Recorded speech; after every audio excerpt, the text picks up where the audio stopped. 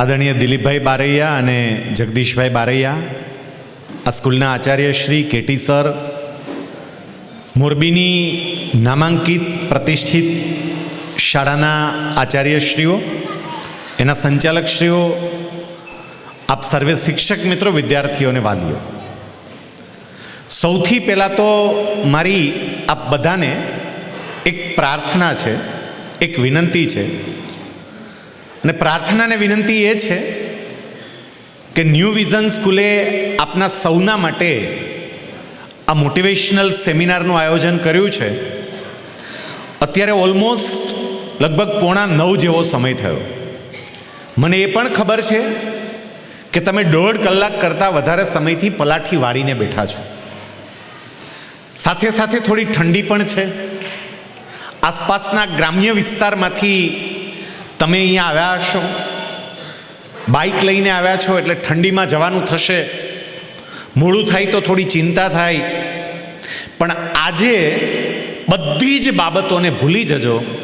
ભલે થોડું મોડું થાય, ભલે થોડી ઠંડી લાગે, પણ અહીંથી જે વાતો થશે ને, એ વાતો આપણને એક નવી દ્રષ્ટિ બતાવનારી વાતો હશે. એટલે વિદ્યાર્થીઓ અને વાલીઓ, જ્યાં સુધી વાત પૂરી ના થાય ત્યાં સુધી શાંતિથી બેસજો, એટલી મારી પ્રાર્થના છે. તારીખ 23મી ઓગસ્ટ 2023નો દિવસ ભારતના ઇતિહાસમાં સુવર્ણ અક્ષરે લખાયો. કેમ? કારણ કે આ દિવસે ભારતે ચંદ્રયાનને ચંદ્રના દક્ષિણ ધ્રુવની સપાટી પર સફળતાપૂર્વક લેન્ડ કર્યું. સાહેબ, ભારત વિશ્વનો પહેલો એવો દેશ બન્યો કે જે ચંદ્રના દક્ષિણ ધ્રુવ પર, સાઉથ પોલ પર પહોંચી શકે. ચંદ્ર પર પહોંચનારો ભારત વિશ્વનો ચોથો દેશ, પણ સાઉથ પોલ પર પહોંચનારો પહેલો દેશ. આપણા વૈજ્ઞાનિકો આ મિશનમાં સફળ રહ્યા. એનું કારણ શું હતું? સાહેબ, એના અલગ અલગ 5 કારણો મારે આજે તમારી સમક્ષ મૂકવા છે. આખી દુનિયા આશ્ચર્યચકિત છે કે ભારતે આવું કામ કઈ રીતે કરી બતાવ્યું. સાહેબ, એની પાછળના 5 કારણ, ને એ જ 5 કારણ બોર્ડના વિદ્યાર્થીઓને તમારી બોર્ડની પરીક્ષામાં બ્રહ્માસ્ત્ર તરીકે ઉપયોગમાં આવે એવા છે. શરૂઆતમાં જ્યારે દિલીપ સર વાત કરતા હતા ત્યારે એમણે કહ્યું કે બ્રહ્માસ્ત્ર એટલે કે એવું શસ્ત્ર છે કે જે શસ્ત્રનો ઉપયોગ તમે કરો એટલે એડે જાય જ નહીં. તો ચંદ્રયાન મિશનમાં આપણને મળેલી સફળતાના પાયામાં રહેલા આ 5 મૂળભૂત તત્વો એ બોર્ડની પરીક્ષા જ નહીં, જિંદગીની તમામ પ્રકારની પરીક્ષા માટે બ્રહ્માસ્ત્ર સાબિત થાય એવા છે. આટલી પૂર્વ ભૂમિકા પછી હવે જરા વાતને સમજવાનો પ્રયત્ન કરજો. વિદ્યાર્થીઓ અને વાલીઓ બંને માટે આપણે વાત લેતા જશું. ચંદ્રયાન મિશનમાં આપણે સફળ રહ્યા. આખી દુનિયાને આપણે આંજી દીધી. એલન મસ્ક, જે એવું કહેવાય કે રોજનું 1 રોકેટ છોડી શકે એવી ક્ષમતા ધરાવે છે, એને પણ આશ્ચર્ય છે કે ભારત આવું કઈ રીતે કરી ગયું. એનું સૌથી પહેલું કારણ, અને એ છે આત્મવિશ્વાસ, સેલ્ફ કોન્ફિડન્સ. આપણા વૈજ્ઞાનિકોનો જે આત્મવિશ્વાસ હતો ને સાહેબ, આપણી પાસે કોઈ સાધન નહીં, કોઈ વ્યવસ્થા નહીં, અને એ વખતે આપણા વૈજ્ઞાનિકોએ સપનું જોયું કે આપણે અવકાશમાં જવું છે. 1947માં આપણે આઝાદ થયા. એ વખતે ભારતની નાણાકીય પરિસ્થિતિ, ભારતની આર્થિક પરિસ્થિતિ બહુ નાજુક હતી. આપણે બહુ અમીર દેશ નહોતો. એક સમય હતો કે જ્યારે એવું કહેવાતું કે ભારત સોને કી ચીડિયા છે. પણ આપણે આઝાદ થયા ત્યારે તો અંગ્રેજો, મોગલો બધું લૂંટીને લઈ ગયા હતા. આપણી આર્થિક પરિસ્થિતિ બહુ સામાન્ય હતી. આઝાદી વખતે ભારતની 33 કરોડની જનતાને ખાવા માટે પૂરતું અન્ન આપણે પેદા નહોતા કરી શકતા. સાહેબ, એ વખતે ઈસરોની સ્થાપના થઈ અને આપણા વૈજ્ઞાનિકોએ નક્કી કર્યું કે જેવી રીતે રશિયા અવકાશ ક્ષેત્રે કંઈ સંશોધન કરે, અમેરિકા અવકાશમાં જઈને કંઈક નવું કરે, યુરોપના બીજા દેશો કરે, તો આપણે ભારતે પણ કરવું છે.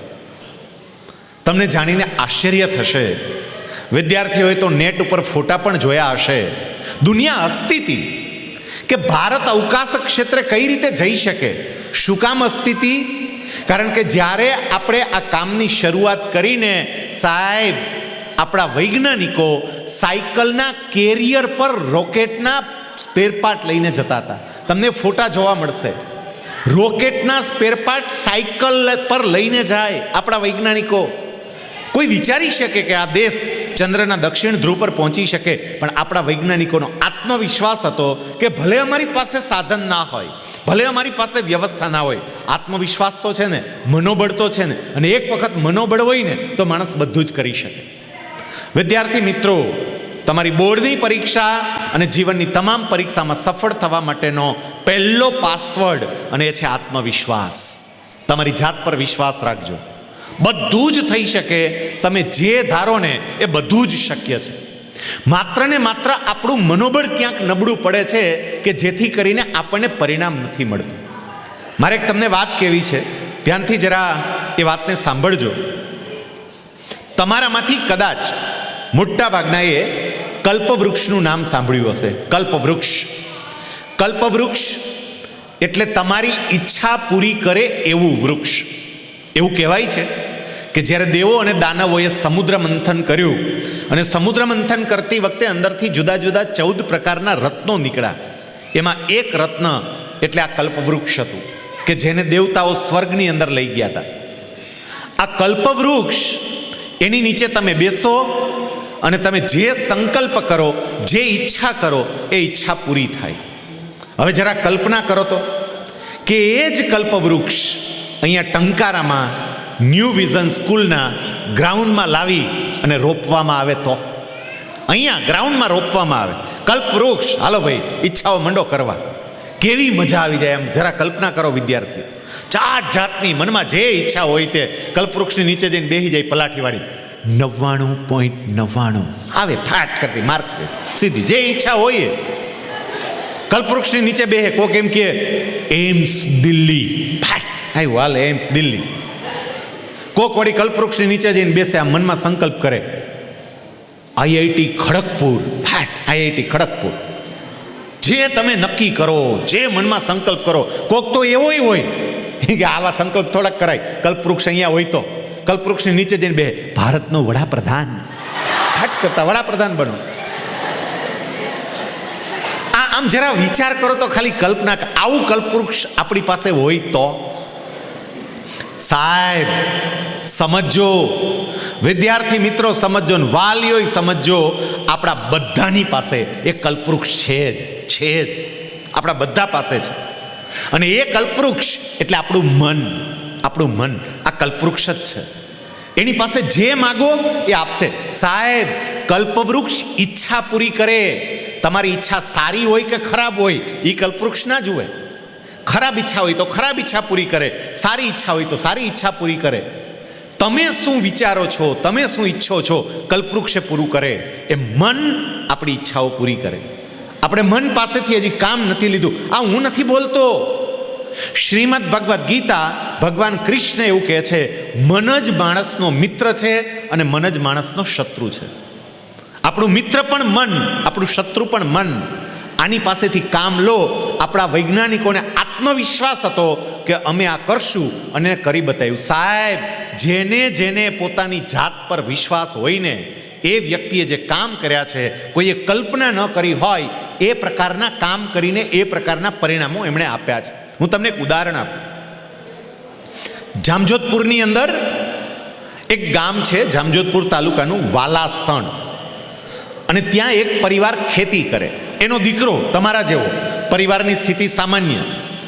એ દીકરાનું નામ મૌલિક ભડાણિયા. એ છોકરાએ 10મું ધોરણ પાસ કર્યું. 10મું ધોરણ પાસ કરીને એને સારા ટકા આવ્યા. એટલે નક્કી કર્યું કે મારે ડૉક્ટર બનવું છે. પરિવારના લોકોએ કીધું કે આપણે કોઈ ડૉક્ટર નથી બન્યું, ડૉક્ટર બને તો સારું. એ દીકરો ડૉક્ટર બનવા માટે એક તાલુકા કક્ષાની સાયન્સની સ્કૂલમાં એડમિશન લે છે. એણે એડમિશન લીધું, ભણવાનું ચાલુ કર્યું. જેમ જેમ અભ્યાસ આગળ વધતો ગયો, પરીક્ષાઓ લેવાતી ગઈ, ટેસ્ટ લેવાતી ગઈ, આ છોકરાને માર્ક ના આવે. એની સાથેના બાકીના વિદ્યાર્થીઓને માર્ક સારા આવે, પણ આ દીકરાને માર્ક ના આવે. એટલે સતત વિચારે કે મને 10મામાં સારા માર્ક આવી ગયા, પણ આ 11-12માં માર્ક કેમ નથી આવતા? 11મા ધોરણમાં હું મહેનત કરું છું તોય માર્ક કેમ નથી આવતા? એને અંદર કદાચ ઉતરતું નહીં હોય, કદાચ સમજી નહીં શકતો હોય, જે હોય તે. સાહેબ એ છોકરાએ 11મું પૂરું થાય એ પહેલાં નિર્ણય કરી લીધો કે મારે હવે આગળ ભણવું જ નથી, માર્ક જ નથી આવતા, ભણીને કરવાનું શું. એને ભણવાનું બંધ કરી દીધું, ગામડે ઘરે ગયો. એને ખેતી હતી એટલે ખેતી કામમાં લાગી ગયો, ખેતી કરવા માંડ્યો. 2 વર્ષ એણે ખેતી કરી. અહીંયા જે 12મા વાળા બેઠા ને, તમારી ઉંમરનો એ છોકરો દિવસ રાત ખેતી કામમાં લાગી ગયો. 2 વર્ષ પછી એને વિચાર આવ્યો, એક વખત કંઈ બધી વાતો થતી હશે એમાંથી, કે ભલે ભણ્યા નથી પણ જો લગ્ન કરવા હોય, સારી છોકરી જોતી હોય તો કમસે કમ ગ્રેજ્યુએટ તો કરેલું હોવું જોઈએ, નકર છોકરીઓ ના પાડી દે, ત્યાં મારે નથી જવું. સાહેબ એને વિચાર આવ્યો કે મારે લગ્ન કરવા હોય તો મને કોણ દીકરી દેશે, મારે ભણવું તો પડે. ચલો સાયન્સમાં મેળ નથી ખાતો, હું કોમર્સ કરું, આર્ટ્સ કરું, એક્સટર્નલ વિદ્યાર્થી તરીકે ડાયરેક્ટ સીધી પરીક્ષા આપવા જાઉં. એ દીકરાએ નક્કી કર્યું કે હું એક્સટર્નલ વિદ્યાર્થી તરીકે પરીક્ષા આપીશ. પરીક્ષા આપવાનું ફોર્મ ભરવા માટે એ પોતાની શાળામાં ગયો, જ્યાં 3 વર્ષ પહેલાં ભણતો હતો. અને ત્યાં એના સાયન્સના એક ટીચર મળી ગયા, જે મોટિવેટ કરનારા ટીચર હોય. એ ટીચરે આ દીકરાને જોયો એટલે તરત કહ્યું, બેટા બેટા તું દેખાતો કેમ બંધ થઈ ગયો હતો? હું આમ તું 11મા ધોરણમાં અહીંયા ભણતો હતો, પછી છેલ્લા 3 વર્ષથી તને જોયો જ નથી, અચાનક ગાયબ ક્યાં થઈ ગયો હતો? પેલો છોકરો કે સર મેં તો ભણવાનું છોડી દીધું. એ કે શું કરે છે? તો કે સર હું તો ખેતી કરું છું. અરે ભલા માણસ ખેતી કેમ કરે છે? પેલો છોકરો કે સર પણ મને માર્ક જ ક્યાં આવતા હતા 11માં, બાકીના વિદ્યાર્થીઓને માર્ક આવતા હતા, મને માર્ક નહોતા આવતા. સમજો મિત્રો, એ વખતે પેલા શિક્ષક એવું કહે છે, બેટા ભલેને માર્ક નહોતા આવતા, એનો મતલબ એવો નથી કે તું સામાન્ય છો. હું તારો ટીચર હતો, હું તને ભણાવતો, મને ખબર છે કે તારી તર્ક શક્તિ બહુ સારી હતી બેટા. બેટા તું હોશિયાર તો હતો જ, માર્ક નહોતા આવતા એનો મતલબ એવો બિલકુલ નથી કે તું નબળો હતો. પેલો છોકરો કે એમ સાહેબ? તો કે હા. એ શિક્ષકે પેલા દીકરામાં આત્મવિશ્વાસ જગાવ્યો. પૂછ્યું આવ્યો છો શું કામ? તો કે સર હું ફોર્મ ભરવા આવ્યો છું, મારે પાછું ભણવું છે. અને એ વખતે પેલા સર એવું કહે છે, બેટા પાછું ભણવું જ હોય તો હવે આપણે સાયન્સ રાખવું જ, પાછું તારું સપનું પૂરું કરવું જ બેટા, તારામાં છે જ એક ક્ષમતા, તો આપણે કેમ ના કરીએ? એ દીકરાએ સાહેબ સાયન્સ રાખવાનું નક્કી કર્યું. પેલા ટીચર એની જોડે 1.5 કલાક બેઠા, 1.5 કલાક બેસીને દીકરાને જે આશ્વાસન આપ્યું, પ્રોત્સાહન આપ્યું, એનો આત્મવિશ્વાસ જાગ્યો. અને મૌલિકે નક્કી કર્યું કે હું ફરીથી સાયન્સ કરીશ, ડૉક્ટર બનીશ. 3 વર્ષ પછી એને પાછી સ્કૂલ જોઈન કરી. સાહેબ એના નસીબ નબળા કે એ જ વર્ષે સિલેબસ બદલાઈ ગયો, સિલેબસ જ ચેન્જ થઈ ગયો. હવે પાછું 11મું નવું શીખવું પડે. પણ એ દીકરાએ મહેનત પણ એટલી કરી, સખત મહેનત. ભગવાન આમ બરોબરની કસોટી કરતા હોય ને, એ દીકરાને સૌથી વધારે લાગણી એના દાદા સાથે હતી. અને જેમ પેલી બોર્ડની પરીક્ષાઓ નજીક આવતી ગઈ ને, એના દાદાનું મૃત્યુ થયું, એના દાદાનું અવસાન થયું.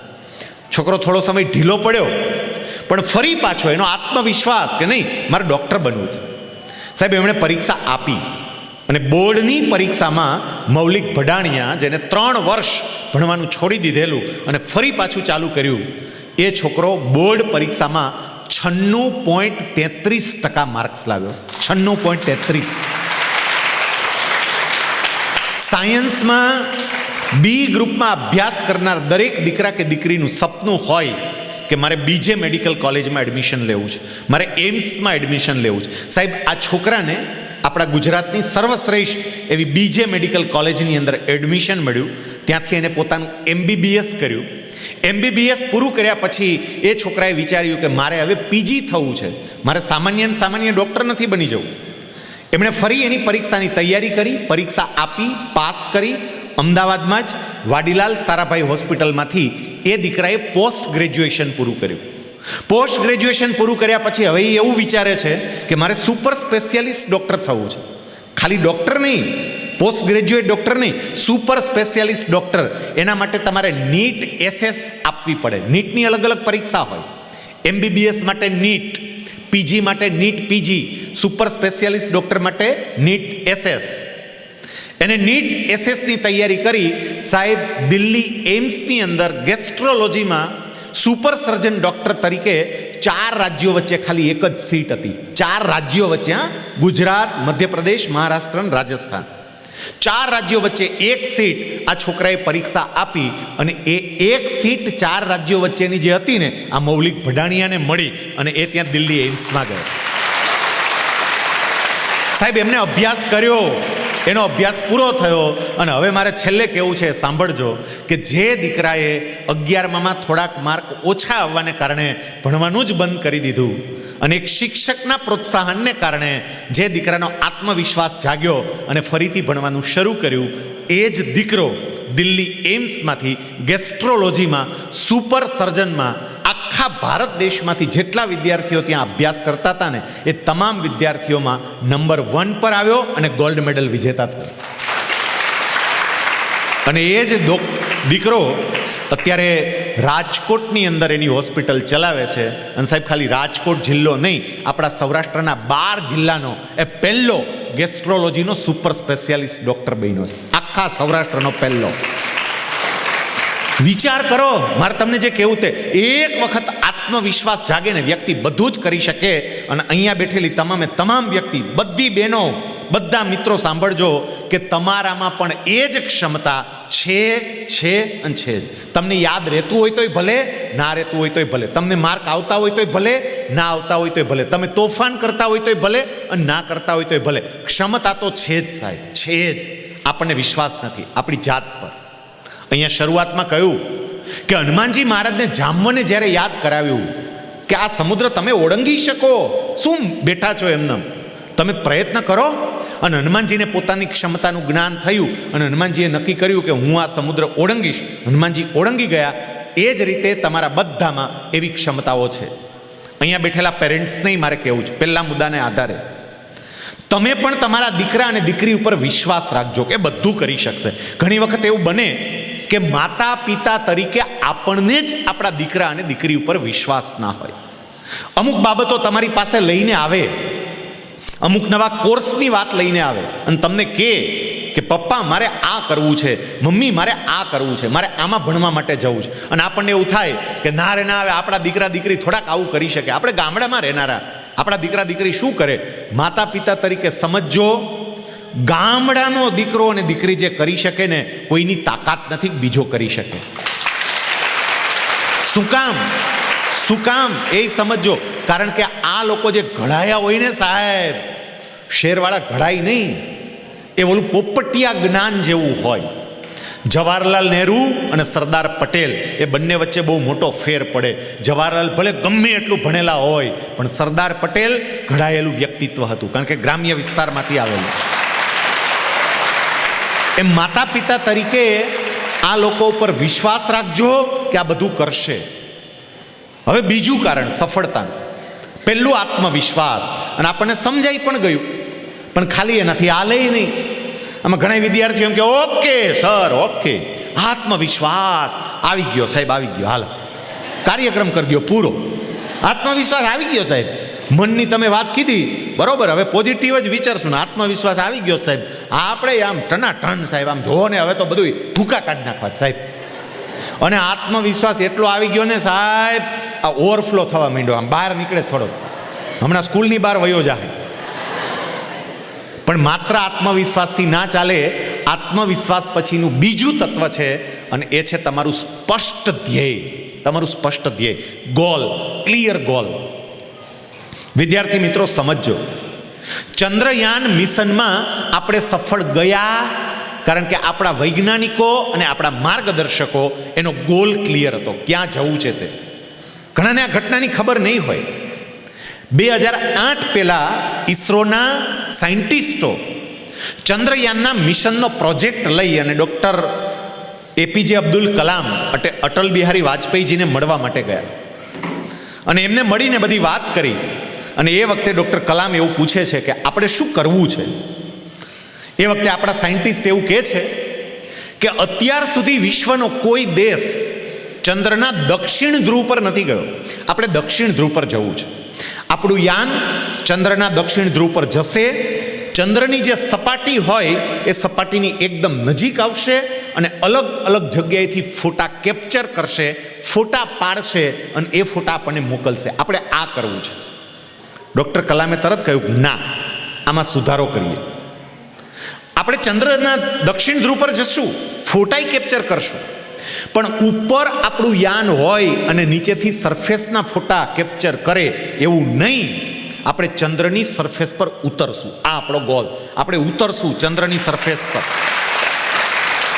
વૈજ્ઞાનિકો એ વખતે દલીલ કરે છે ને એવું કહે છે પણ સર, સાઉથ પોલમાં જે સરફેસ છે એ સરફેસ બહુ ટફ સરફેસ છે. અને કલામ કે એ જ આપણું ગોલ છે, ટફ છે ને ત્યાં જ આપણે ઉતરવું છે. ને પછી કલામ સાહેબે જે વાત કરી તેને કહ્યું, જો સાંભળો, આપણે સાઉથ પોલ પર જશું, આપણું યાન સાઉથ પોલ પર લેન્ડ કરશે એટલું નહીં, સાઉથ પોલ પર ચાલશે, ભારતની છાપ છોડશે અને ત્યાંથી ફોટા પાડીને આપણને મોકલશે. ડૉક્ટર એપીજે અબ્દુલ કલામની સાથે એ વખતના આપણા વડાપ્રધાન અટલ બિહારી વાજપેયી બેઠા હતા. વાજપેયીજી આ બધી વાતો સાંભળી એટલે વાજપેયીજીએ તરત વૈજ્ઞાનિકોને કહ્યું કે કલામજી જે કહે છે એ બરોબર છે, આપણે એ જ પ્રમાણે કરવાનું છે. અને પછી વાજપેયીજી વાત કરે છે કે અત્યારે તમે જે મારી પાસે મિશન લઈને આવ્યા છો, હું ભારત દેશનો વડાપ્રધાન છું અને આ મિશનની ચર્ચા કરવા તમે આવ્યા છો, એ મિશનનું નામ એ તમને ખબર ન હોય તો કહી દઉં કે જે ચંદ્રયાનના આપણે ગુણગાન ગાઈએ છીએ એનું નામ પહેલાં સોમયાન મિશન હતું. સોમનો અર્થ ચંદ્ર જ થાય. સોમનાથ એ ચંદ્ર પરથી જ સોમનાથ મંદિરનું નામ પડ્યું છે. સોમયાન મિશન આવું નામ હતું. પણ ડૉક્ટર કલામની વાતને ટેકો આપતા અટલ બિહારી વાજપેયી એવું કહેલું કે કલામજીએ કહ્યું કે આપણે ચંદ્રની ધરતી પર ઉતરવું છે, મતલબ સાવ નજીક જવું છે, તો સોમયાનમાં થોડુંક દૂર હોય ને એવું લાગે છે, આપણે આનું નામ સોમયાન નહીં, આપણે ચંદ્રયાન જ રાખવું છે, એટલે નજીક હોય ને એવું આપણને પાકે પાયે લાગે. સાહેબ આખું નામ બદલ્યું. આ ચંદ્રયાન મિશન નામ આપનાર અટલ બિહારી વાજપેયીજી હતા. આ બંનેનો ગોલ કેટલો ક્લિયર હતો એ જોજો. અને હવે અહીંયા બેઠેલા બધા મારા વિદ્યાર્થી ભાઈઓ અને બહેનોને મારે પૂછવું છે કે તમારો ગોલ ક્લિયર છે? તમારી જાતારે વાત કરજો. તમે શું કરવાના છો, ક્યાં જવાના છો? What you want to do in your life, what you want to B in your life. શું કરવું છે, શું બનવું છે? ઘણી વખત એવું બને સાહેબ, કંઈ નક્કી જ ના હોય. હું ઘણી વખત એક ઉદાહરણ આપું. માની લો કે તમે મોરબીના બસ સ્ટેન્ડમાં ઊભા હોય. જરા કલ્પના કરજો વિદ્યાર્થીઓ, આ વાત હું તમને કરું છું. તમે મોરબીના બસ સ્ટેન્ડમાં ઊભા હોય, એક મુસાફર દોડતો આવે, ભારેખમ થેલો હોય અને થેલો લઈને દોડતો આવે, એક બસનું બોર્ડ જોવે, મોરબી રાજકોટ. ફટ કરતો બસમાં ચડે. બસમાં ચડી એક જ મિનિટમાં પાછો ઉતરી જાય. તમે જોવો ખરા કે આ બસમાં ચડીને પાછો ઉતરી ગયો. આપણને ખબર નહીં હવે આને કદાચ નહીં જવું હોય રાજકોટ. બીજી બસ આવે મોરબી હળવદ, બસમાં ચડે ફટ કરતો પાછો નીચે ઉતરી જાય. આપણને આને સારું હળવદ નહીં જવું હોય કદાચ. ત્રીજી બસ આવે મોરબી ભુજ, બસમાં ચડે ફટ પાછો ઉતરી જાય. પણ તમને એમ થાય કે આ ભાઈ બિચારો ચડે ઉતરે કંઈક તકલીફ હશે, આપણે મદદ કરવા જાય. અને તમારી ભાવના મદદ કરવાની હોય. તમે એની પાસે જાઓ અને મુસાફરને તમે એવું પૂછો કે ભાઈ, તમે અલગ અલગ બસમાં ચડીને પાછા ઉતરી જાઓ છો, તમારે ખરેખર ક્યાં જવું છે કયો, તો હું તમને મદદ કરું. અને એ વખતે જે મોરબીના બસ સ્ટેન્ડમાં ઊભો છે, જેના ખભે થેલો છે, એ મુસાફર તમારી સામે જોઈને હસે અને હસતા હસતા તમને એવું કહે, ક્યાં જવું છે એ તો હજી મેં નક્કી જ નથી કર્યું. આપણને કેવો મૂર્ખા જેવો લાગે. બસ સ્ટેન્ડમાં ઊભો છે, ખભે થેલો છે અને ક્યાં જવું છે એ નક્કી જ નથી. વિદ્યાર્થી મિત્રો એટલું સમજો, જો એ મુસાફર આપણને મૂર્ખો લાગતો હોય તો ક્યાંક કેટલેક અંશે આપણે પણ મૂર્ખા છીએ. રોજ થેલો લઈને સ્કૂલે આવે, આમામ કરતા આવે સ્કૂલે રોજ. આપણે પૂછીએ જાવું છે ક્યાં, એ નક્કી નથી. તમે જો આપણી એવી જ સ્થિતિ છે. ઘણાને પૂછે શું કરવું છે, કે ટકા આવે ને પછી જોવું સાહેબ, ટકા આવવા દો એકવાર. મિત્રો નક્કી કરજો ગોલ. અને એમાંય ખાસ કરીને બોર્ડના વિદ્યાર્થીઓ, 10મા વાળા, 12મા વાળા, સાહેબ તમારી બોર્ડની એક્ઝામને માત્ર 73 દિવસ આજથી બાકી છે. તમે જો ઈચ્છો ને આ 73 દિવસનો મસ્ત ઉપયોગ થઈ શકે. જે લોકો એ ગ્રુપવાળા છે, JEE ફર્સ્ટ પ્રયાસ માટે તમારી પાસે કદાચ મહિનાની આસપાસનો સમય છે. જે નીટવાળા છે, આઈ થિંક લગભગ 125 દિવસ કે 130 દિવસ જેટલો સમય બાકી છે. હજુય સમય છે. તમે ઈચ્છો તો હજુય ઘણું થઈ શકે. પણ એના માટે ગોલ નક્કી કરો. સાહેબ આજે એક કામ કરજો. આપણે સેમિનાર એમનેમ પૂરો નથી કરવો. આજે દરેક વિદ્યાર્થી એક કામ કરજો. તમારા જીવનમાં તમે શું કરવાના છો એના પહેલા ભાગ તરીકે બોર્ડની પરીક્ષામાં તમારું પરફોર્મન્સ કેવું હશે એનો ગોલ નક્કી કરો. ઘરે જાઓ, એક કાગળ લેજો. કાગળ લઈ તમારું નામ લખજો. પછી તમારો ગોલ લખજો. બોર્ડમાં તમે કેટલા ટકા લાવશો લખજો. અને પછી તમે જ્યાં વાંચતા હોય ને, જ્યાં બેસતા હોય ને, ત્યાં ચોંટાડજો. સાહેબ, આ ગોલ લખ્યો હોય ને, તમને સતત અને સતત રિમાઇન્ડર આપે કે આ કરવાનું જ, આ કરવાનું જ, આ કરવાનું જ, આ કરવાનું જ. માઇન્ડને રિમાઇન્ડર મળે ને એની અસર થાય. હું સ્પીપાની અંદર જોઈન્ટ ડાયરેક્ટર તરીકે 12 વર્ષ રહ્યો. આમ તો ડેપ્યુટી ડાયરેક્ટર અને જોઈન્ટ ડાયરેક્ટર, મારી 12 વર્ષની નોકરી સ્પીપામાં થઈ. અને સ્પીપા એટલે ગુજરાત સરકારની એક એવી સંસ્થા છે કે જે આપણા ગુજરાતના દીકરા અને દીકરીઓને યુપીએસસીની પરીક્ષા આપી અને સીધું કલેક્ટર કે કમિશનર બનવું હોય ને તો એના માટેની ટ્રેનિંગ આપે છે. સાહેબ, અમારા જે વિદ્યાર્થીઓ ટ્રેનિંગ માટે આવે ને, જે વિદ્યાર્થીઓ સિલેક્ટ થયા હોય, જેને અમે યુપીએસસીની ટ્રેનિંગ આપી, પૂછીએ કે બેટા તારો ગોલ શું છે? પહેલી વ્યક્તિ કે સાહેબ મારે આઈએએસ બનવું છે. કોઈ કે સાહેબ મારે આઈપીએસ બનવું છે. આઈએએસ બનવું હોય કે આઈપીએસ બનવું હોય એનો ગોલ હોય ને, અમે ત્યારે જ કહીએ કે કામ કર, આજથી જ તારા નામની નીચે આઈએએસ લખતો થઈ જાય. આજથી લખ, અત્યારે તારા ચોપડામાં જ લખ, હાલ નીચે લખ શૈલેષ સકપરિયા, નીચે લખ આઈએએસ, લખ અત્યારથી લખ. કોણ તને ના પાડે? લખ ને. એનો અર્થ બીજો કાઢજે કોક પૂછે તો. હું તો એવું કહેતો કે કામ કરો, અત્યારથી તમારા નામની એક નેમ પ્લેટ બનાવી તમારા ઘરના દરવાજે લખો શૈલેષ સકપરિયા આઈએએસ. મેં કીધું કોક કદાચ જીબી વાળો આવશે તો આમ જોવે કે આ સાહેબ તો કલેક્ટર છે, અન્ય ન જવાય, વયો જાય, ચેકિંગમાં નહીં આવે, ફાયદો થાય ઉલટન. મારે કેવું છે કે તમારો ગોલ લખજો સાહેબ. સાહેબ, ગોલ લખીને રાખો નજર સામે. અને નજર સામે લખેલું હશે ને, મેં તમને કહ્યું એ પ્રમાણે આ મગજને સતત અને સતત એનું અનુસંધાન રહે. અત્યારે હું તમારી સામે વાત કરું છું ને, સેમ 2015માં આવી તો કેટલીય ઘટના બની છે, પણ 2015ની ઘટના હું છેક પરિણામ સુધીની વાત કરવી છે એટલે લઈ જાઓ. 2015માં એક વ્યક્તિ રાજકોટની અંદર આવો સેમિનાર, એ સેમિનારમાં મારી સામે બેઠી હતી એક દીકરી હતી. કાર્યક્રમ પૂરો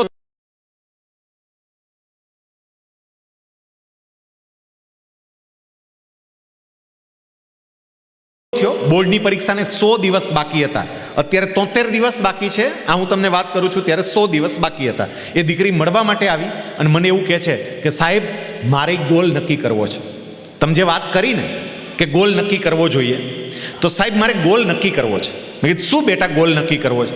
એ કે સાહેબ એ તો હું લખી ઘરે દિવાલમાં ચોંટાડીશ અને એનો ફોટો પાડીને મોકલીશ. એ દીકરીએ ઘરે પોતાની દિવાલની અંદર એક પેલું તો ડ્રોઈંગ શીટ લીધી. ડ્રોઈંગ શીટમાં પોતાનું નામ લખ્યું અને નામ લખ્યા પછી નીચે લખ્યું તો એનું નામ હતું રામાનુજ યશવી. એટલે એને લખ્યું Ramanuj Yashvi board first 99.99 PR અને પછી 6 સબ્જેક્ટમાં કેટલા માર્ક્સ લાવશે એ લખ્યું અને એનો ફોટો પાડીને મોકલ્યો. સાહેબ, એ દીકરીએ ગોલ નક્કી કર્યો, એને મહેનત કરી, આગળ વાત આવશે. અને પછી જ્યારે એમને બોર્ડની પરીક્ષા આપી અને બોર્ડનું રિઝલ્ટ આવ્યું, જ્યારે હું પાવરપોઈન્ટ પ્રેઝન્ટેશન દ્વારા વિદ્યાર્થીઓને બતાવતો હોય તો એ દીકરીની માર્કશીટ બતાવું. સાહેબ, એ દીકરીને એક્ઝેક્ટ 99.99 PR આવ્યા. ગોલ નક્કી કર્યો તો ને, એ અચીવ કર્યો. સાહેબ, પછી તો એ દીકરી સાયન્સ કરી અને આઈઆઈટી જોધપુરમાં ગઈ અને હમણાં મારે એમના પપ્પા જોડે વાત થઈ. એમના પપ્પાએ એવું કહ્યું કે સાહેબ યશવીનું એન્જિનિયરિંગ પૂરું થઈ ગયું અને યશવીને કેમ્પસ ઇન્ટરવ્યૂમાં જ ઇન્ડોનેશિયાની એક કંપનીની અંદર નોકરી મળી ગઈ અને એને સ્ટાર્ટિંગ પગાર એ કંપનીએ વાર્ષિક 30 લાખનો ઓફર કર્યો છે. અત્યારે અમે સ્વીકાર્યું છે. વાર્ષિક 30 લાખ, મહિનાનો 2.5 લાખનો પગાર થયો. છોકરી ક્યાં પહોંચી? સાહેબ, બધું જ શક્ય છે. કોઈ કલ્પના કરી શકે કે ગ્રામ્ય વિસ્તારની અંદર ચાલતી આ ન્યૂ વિઝન સ્કૂલની કશિશ 99.99 PR સાથે આખા ગુજરાત રાજ્યમાં પહેલો નંબર લાવે? આ દીકરી હમણાં અહીંયા આવીને આપણે સન્માનિત કરીશું. લાવી. અને તમે કશિશને પૂછજો, એની યારે વાત કરજો. સાહેબ, મનમાં એને ક્યાંક આવો ગોલ નક્કી કર્યો જ હોય તો જ અચીવ થાય. એક સમયે નક્કી કર્યું જ હોય કે મારે આવું કરવું છે, આટલા પર્સન્ટેજ મારે લાવવા છે, આ જગ્યાએ પહોંચવું છે. તમે નક્કી કરજો. વિદ્યાર્થી મિત્રો, હું તમને એ પણ કહું છું કે હું અવાસ્તવિક વાતો કરનારો નથી. એટલે હું એવું નથી કહેતો કે અહીંયા બેઠેલી દરેક દીકરી, દરેક દીકરા પોતાનો ગોલ 99.99 PR નો રાખે, એવું કહેતો જ નથી. પણ હા, એટલું ચોક્કસ કહીશ કે અત્યારે જો તમને A1 ગ્રેડ આવતો હોય, 90% ઉપર માર્ક્સ તમે અત્યારે લાવી શકતા હોય તો હજુય 73 દિવસ નક્કી કરો ને તો 99.99 એ પહોંચી શકાય. હજુય A1 ગ્રેડ વાળા તો નક્કી કરજો જ કે અમે આ કરશું. તમારા ટીચર અહીંયા બધા બેઠા છે, તમારી કચાશ દૂર કરવા માટે. કોઈ પણ કચાશ હશે તો આ ટીચર દૂર કરી દેશે. સાહેબ, જે લોકોને 80% આવે છે, 5-7% વધારે વિચારો, 70% આવે છે, 5-7%, તમને જેટલા ટકા આવે છે એના કરતાં 5-7 વધારે ટકાનો ગોલ નક્કી કરીને તૈયારી કરો ને તો ત્યાં પહોંચી શકો. અને જેને જેને આવા ગોલ નક્કી કર્યા એ વ્યક્તિઓ તે કક્ષાએ પહોંચ્યા. મારે એક બીજું તમને ઉદાહરણ આપવું છે કે વ્યક્તિ જ્યારે પોતાના જીવનનો ધ્યેય નક્કી કરે, ગોલ નક્કી કરે તો એ વ્યક્તિ ત્યાં પહોંચી શકે. સાહેબ, હું ઘણી વખત આ ઉદાહરણ આપતો હોઉં છું. રાજકોટની અંદર એક દીકરાએ બોર્ડની પરીક્ષા આપી, એને માત્ર 37% માર્ક્સ આવ્યા. દીકરો બહુ નબળો હશે, 37% જેટલા જ માર્ક આવ્યા. ગણિતમાં તો 35 માર્ક જ હતા, ખાલી માંડ પાસ થયો હતો. અને કોલેજના પહેલા વર્ષમાં આવ્યો ત્યાં સુધી એ છોકરાને પોતાનું નામ ઇંગ્લિશમાં લખતા આવડતું નહોતું. કોલેજના પહેલા વર્ષમાં 19 વર્ષની ઉંમર અને નામ લખતા ન આવડે. એ પોતાના નામનો સ્પેલિંગ લખે, એનું નામ તુષાર હતું, તો નામનો સ્પેલિંગ લખે ને ત્યારે TUSHAR, એમાં છેલ્લો R કેપિટલ કરે, બાકીના બધા સ્મોલ લેટર હોય, નામનો છેલ્લો અક્ષર કેપિટલ કરે. એટલે એના સરે કોચિંગ ક્લાસમાં આ છોકરાને એવું કીધું કે એલા, આ તારા નામમાં તો જોઈ કે કેમ સાહેબ, નામ તો બરોબર જ છે ને. એ કે બરોબર નહીં, નામનો સ્પેલિંગ જો. સ્પેલિંગ એ બરોબર જ છે ને. અરે સ્પેલિંગ આમ વ્યવસ્થિત વાંચ, તે ભૂલ કરી છે. આ જો નામનો છેલ્લો અક્ષર કેપિટલ. પેલો કે લે સાહેબ, તો તમને ખબર નથી નામનો છેલ્લો અક્ષર કેપિટલ હોય? બોલો, કોલેજના છેલ્લા વર્ષમાં હતો, કોલેજના પહેલા વર્ષમાં હતો અને નામનો છેલ્લો અક્ષર કેપિટલ નહીં, પહેલો કેપિટલ હોય એ એને ખબર નહોતી. હવે એ દીકરો શું કરે? એ વખતે પેલા શિક્ષક એને થોડું કહ્યું હશે, તું તારી જીવનમાં શું કરીશ યાર, આટલી તને ખબર નથી પડતી. એ દીકરાને લાગી આવી. સાહેબ, ઘરે જઈને એના પપ્પાને વાત કરી અને એ વખતે પપ્પા સાથે વાત કરીને દીકરો પોતાના જીવનનો ગોલ નક્કી કરે છે કે મારે હવે એ સાહેબને કંઈક બનીને જવાબ આપવો છે. અત્યારે હું ઇંગ્લિશમાં મારું નામ નથી લખી શકતો, પણ મારે મારી જાતને એવી રીતે તૈયાર કરવી છે કે હું ઇંગ્લિશમાં બોલીશ, ઇંગ્લિશમાં લખીશ, ઇંગ્લિશમાં વાંચીશ, ઇંગ્લિશમાં એક્સપર્ટ બનીશ. એમને પ્રયત્નો કર્યા. ધીમે ધીમે એ વ્યક્તિ આગળ પણ વધતી ગઈ, ઇંગ્લિશમાં મહારત પણ મેળવી. આપણા દેશની સૌથી અઘરી ગણાતી યુપીએસસીની પરીક્ષા આપી, યુપીએસસીની પરીક્ષા પાસ કરી, એને IAS કેડર મળી. અને જે વ્યક્તિને પોતાનું નામ લખતા નહોતું આવડતું ને, એ વ્યક્તિ અત્યારે ભરૂચમાં જિલ્લા કલેક્ટર તરીકે એમની સેવાઓ આપે છે. એમનું નામ છે તુષાર સુમેરા. અને તમારા બધા માટે આનંદની વાત એ કહે છે કે તુષાર સુમેરાએ IAS ઓફિસર તરીકેની ટ્રેનિંગ અહીંયા મોરબીમાં જ લીધી છે. આસિસ્ટન્ટ કલેક્ટર તરીકે અહીંયા મોરબીમાં એ જોડાણા. 2 વર્ષ પહેલાં જ એને પોતાની માર્કશીટ શેર કરી દીધી. બધા વિદ્યાર્થીઓ માટે ખબર પડે કે ઓછા ટકા આવે કે એમાં તકલીફ નથી પડી જતી. સાહેબ, ગોલ નક્કી કરે, ધ્યેય નક્કી કરે તો વ્યક્તિ ક્યાં પહોંચી શકે. હમણાં થોડા સમય પહેલાં જ ભારતના વડાપ્રધાને જ્યારે આપણા દેશના બેસ્ટ કલેક્ટરોને યાદ કર્યા ને, બેસ્ટ કલેક્ટરો, દેશના બેસ્ટ કલેક્ટર, અને એ વખતે એમણે આ તુષાર સુમેરાને યાદ કર્યા. એને એવું કહ્યું કે ભરૂચમાં એ માણસ જે કામ કરે છે. સાહેબ, તમને 37% માર્ક ન આવડે, કોલેજમાં આવો પહેલા વર્ષમાં તમારા નામનો સ્પેલિંગ લખતા ન આવડે અને તમને ભારતના વડાપ્રધાન યાદ કરે, આ ગોલનો ચમત્કાર છે, ધ્યેયનો ચમત્કાર છે. નક્કી કરો, તમે પહોંચી શકશો. મારો પરિચય અહીંયા આપતા હતા. હું તમારા જેવો નસીબદાર નહોતો. હું જ્યારે ભણતો તો મને આવી સારી સ્કૂલ નહોતી મળી. હું સરકારી શાળામાં ભણતો. હા, અમારા સરકારી શાળાના ટીચરો પણ બહુ જ પ્રેમથી ભણાવતા હતા, એક્સપર્ટ ટીચર્સ હતા, પણ વિશેષ લાભ નહોતો મળતો. હું ટ્યુશન નહોતો રાખી શકતો. મારો પરિચય આપ્યો, સાહેબ, હું હીરા ઘસતો હતો. અને એ વખતે એકવાર મારા ગામના કેટલાક મિત્રોએ મારું અપમાન કર્યું. મેં નક્કી કર્યું કે ના, મારે કંઈક કરવું છે. મારે માત્ર હીરા ઘસું નથી બનવું, મારે જીવનની અંદર કંઈક એવું કરવું છે કે લોકોએ મારા અસ્તિત્વની નોંધ લેવી પડે. અને પછી મેં મહેનત કરીને એક ગોલ નક્કી કર્યો કે કંઈક કરવું છે. પાછો ભણવાય બેઠો ફરી હીરા ઘસ્યા પછી. અને સાહેબ, આજે સિનિયર ક્લાસ 1 અધિકારી તરીકે છોકરાઓ બધા ક્લર્ક બનવા માટેના સપના જોતા હોય, તલાટી બનવા માટેના સપના જોતા હોય, એ માટેની તૈયારી કરતા હોય. અને મેં ગયા વર્ષે જ એડિશનલ કલેક્ટર રેન્કની સિનિયર ક્લાસ 1 અધિકારીની નોકરી છોડી દીધી પહોંચ્યા પછી, કે અહીંયા મારે પહોંચવું તો આ પહોંચી ગયો, હવે નોકરી નથી કરવી. નક્કી કરો એ બધું થાય. ત્રીજું કારણ, ચંદ્રયાન મિશનમાં આપણે સફળ કેમ રહ્યા? પહેલું, આપણો આત્મવિશ્વાસ. બીજું, આપણો ક્લિયર ગોલ. ત્રીજું, પ્રચંડ પુરુષાર્થ, હાર્ડવર્ક.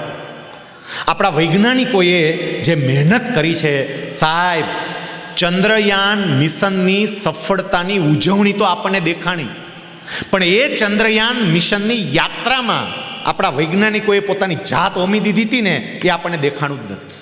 રાત દિવસ કામ કર્યું. સાહેબ, ઘડિયાળની સામે નથી જોયું વૈજ્ઞાનિકોએ, કોન્સ્ટન્ટ.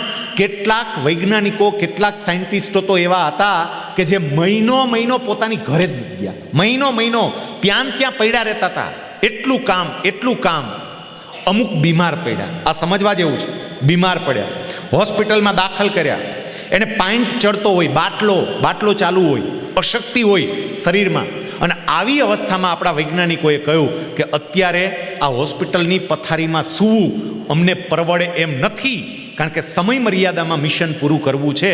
એટલે ડૉક્ટરને એણે વિનંતી કરી કે કામ કરો, અમને કંઈક એ પ્રકારની જે દવા આપી શકાતી હોય આપો, અમે જતા રહી. ડૉક્ટર કે ના, આ પૂરી ટ્રીટમેન્ટ તો કરવી જ પડે.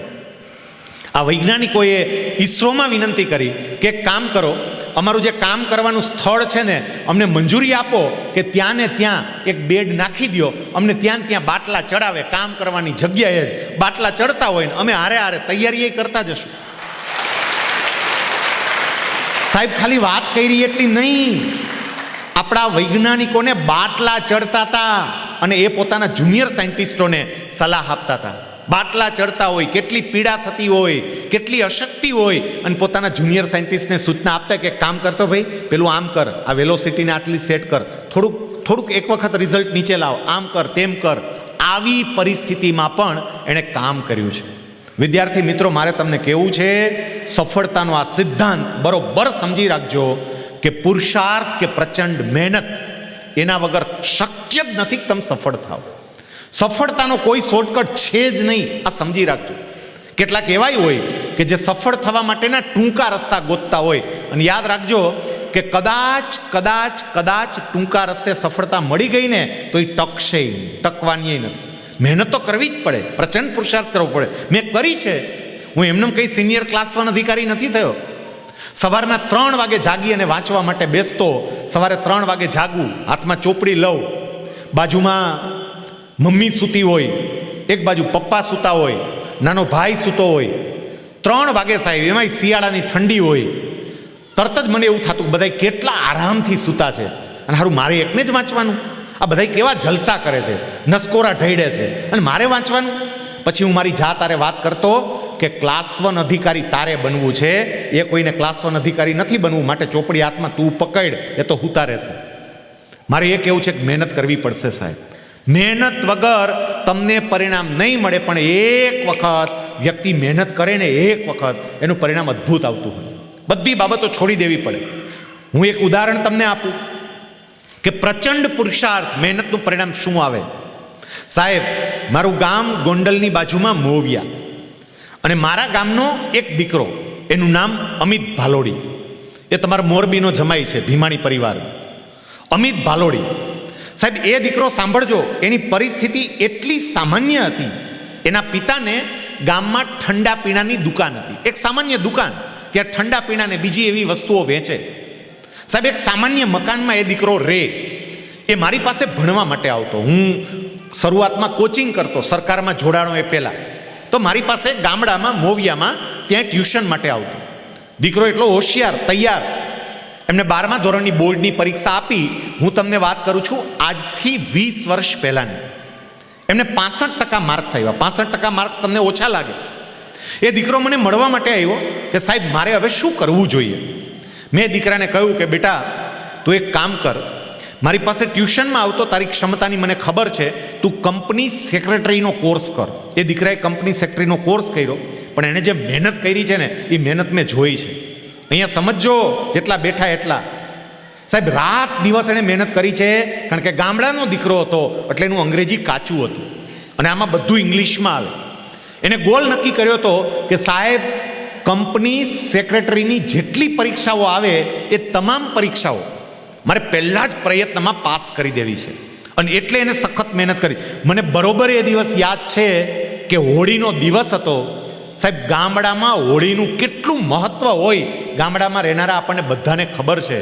અલગ અલગ પ્રકારની બધા રમતો રમતા હોય, હોળી માતાના દર્શન કરવા ગયા હોય, એટલી બધા મોજ મજા કરતા હોય. અને એ દિવસે હું આ અમિતની ઘરે ગયો ને એ દીકરો હોળીનો દિવસ હતો, આખી દુનિયા મજા કરતી હતી, પણ આ હાથમાં ઇકોનોમિક્સ લઈને વાંચતો હતો. મેં પૂછ્યું કેમ અત્યારે? મને કે સાહેબ પરીક્ષા છે ને, ઇકોનોમિક્સ મારું થોડું નબળું છે એટલે હું મજબૂત કરું છું. એની મહેનત જોજો. અને એનું પરિણામ એ આવ્યું કે ગામડાનો અમારો દીકરો પણ એમણે ફાઉન્ડેશનથી લઈને ફાઇનલ સુધીની બધી જ CS ની પરીક્ષા, એટલે કંપની સેક્રેટરીની પરીક્ષા પહેલા જ પ્રયત્નમાં પાસ કરી દીધી. બધી પરીક્ષાઓ પહેલા પ્રયત્નમાં પાસ. 21 વર્ષની ઉંમરે તો એ કંપની સેક્રેટરી હતો. અને હવે મારે કેવું છે કે મહેનત ક્યાં લઈ જાય સાહેબ. એ દીકરો પછી તો એની નોકરીઓ બદલાતી રહી, નોકરીઓ મળી, કેટલોય આગળ વધ્યો, એણે પોતાનો બિઝનેસ શરૂ કર્યો. અને હમણાં 3 મહિના પહેલા એ દીકરો પોતાની એક કંપનીનો IPO લાવ્યો. એક કંપનીનો IPO, લોકો પાસેથી પૈસા મેળવવાનો, લોકો એમાં રોકાણ કરે એની કંપનીમાં. સાહેબ ગામડાનો છોકરો, એક સામાન્ય પરિવારનો દીકરો, અને લોકોને એમ કે મારી આ કંપની, અમે આવું કામ કરીએ છીએ, મારી કંપનીમાં રોકાણ કરો. એને 52 કરોડ રૂપિયાની જરૂર હતી. લોકો પાસેથી 52 કરોડ લેવાના હતા. અને એ દીકરાની જે કંપનીનો IPO આવ્યો, 3 દિવસનો સમય હતો, લોકોએ 3 દિવસમાં પૈસા જમા કરાવવાના હતા. એને 52 કરોડની જરૂર હતી. એની સામે આ અમિત ભાલોડીને, જે તમારા આ વિસ્તારનો જમાઈ છે, મારા ગામનો એ દીકરો છે, સામાન્ય પરિવારનો દીકરો છે, એણે 3 દિવસમાં કેટલા રૂપિયા ભેગા કર્યા? 5,870 કરોડ રૂપિયા. 5,870 કરોડ. સાહેબ આ મારી સંપૂર્ણ સભાન અવસ્થામાં બોલું છું. આમાં ઘણાને એમ હોય કે આ ભાઈ કંઈ છાંટો પાણી લઈ લીધો હશે, અસર કદાચ હવે ચાલુ થઈ હોય મોડી થોડી. કેમ મારી સંપૂર્ણ સભાન અવસ્થામાં બોલું છું. 5,870 કરોડ રૂપિયા સાહેબ. એમાંથી જો કે 52 કરોડ જ રાખે, બાકીના એને લોકોને પરત કરી દીધા. સાહેબ અમેરિકાની બેન્કોએ જે ભારતમાં કોઈ દી રોકાણ ન કરે નાની કંપનીમાં, એને આની કંપનીમાં રોકાણ કર્યું. કેમ? એની મહેનત, એનો પુરુષાર્થ. મારે એ કહેવું છે વિદ્યાર્થી મિત્રો કે મહેનત કરશો, પુરુષાર્થ કરશો તો તમે મસ્ત જીવન જીવી શકશો. તમારા વિદ્યાર્થી કાળના 5 વર્ષ છે ને, 5 વર્ષ આ સુવર્ણ સમય છે, એટલું યાદ રાખજો. અત્યારે હસી મજાકમાં એમનેમ સમય પસાર થઈ જાય. સાહેબ 10 વર્ષ પછી જ્યારે માર્કેટમાં આવો ને, તમને ખબર પડે કે કોઈ આપણને 10,000ની નોકરી પણ ના આપે. પણ અત્યારે સમય છે. અત્યારે હું મારી જાતને ઘસીને મહેનત કરીને બરોબરનો તૈયાર થઈ જાઉં, અને એક વખત તૈયાર થઈ શકું ને તો બધું શક્ય છે. હું બીજું ઉદાહરણ આપું સાહેબ. વ્યક્તિ મહેનત કરે, પુરુષાર્થ કરે, એનું પરિણામ શું મળે? ત્યાં ગોંડલની અંદર એક દીકરો, એનું નામ શ્યામ ખીમાણી. આ બધા આપણી આસપાસના ઉદાહરણો હું આપું છું. સાહેબ શ્યામ ખીમાણી 12મા ધોરણની અંદર અભ્યાસ કરતો હતો, પણ પરિવારની પરિસ્થિતિ એટલી નબળી. એના પપ્પા પેલા મમરાના કારખાનામાં પેક કરવાના હોય, મમરાને કોથળીમાં, એ કામ કરતા હતા. રહેવા માટે એક ભાડાનું મકાન, અને એ પણ લગભગ 65 વર્ષ જૂનું, નળિયાવાળું, દેશી નળિયાવાળું, ખપાટ નાખેલી હોય એવું, જેમાંથી ધૂળ નીચે પડતી હોય એવું મકાન.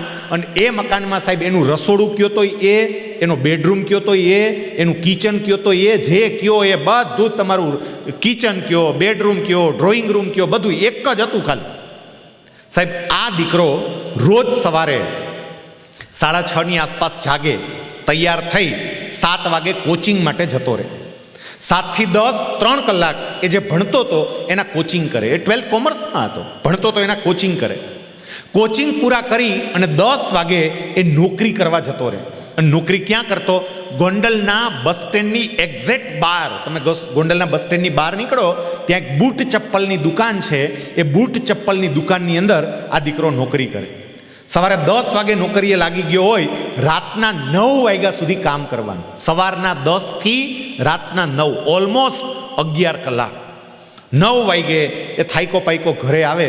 હવે જરા વિચારીએ, જે દીકરો સવારે 7 વાગે ઘરેથી નીકળી ગયો છે, 14 કલાક પછી એ પાછો ઘરે આવે, અને કેટલો થાક્યો હોય એ છોકરો. ઘરે આવે, જમે, કોઈ પણ વ્યક્તિ સૂઈ જાય, પણ આ દીકરાનું સપનું હતું કે મારે કંઈક બનવું છે, અને એટલે વાંચવા માટે બેસે. સાહેબ આપણા જેવી ફેસિલિટી નહીં. અહીંયા તો તમને કેવા સરસ મજાના રૂમ આપ્યા છે, કેવું સરસ મજાનું વાતાવરણ હોસ્ટેલમાં આપ્યું છે. જે લોકો ગામમાં રહે છે, પોતાની ઘરે રહે છે, દરેક પાસે વાંચવા માટેની જગ્યા છે.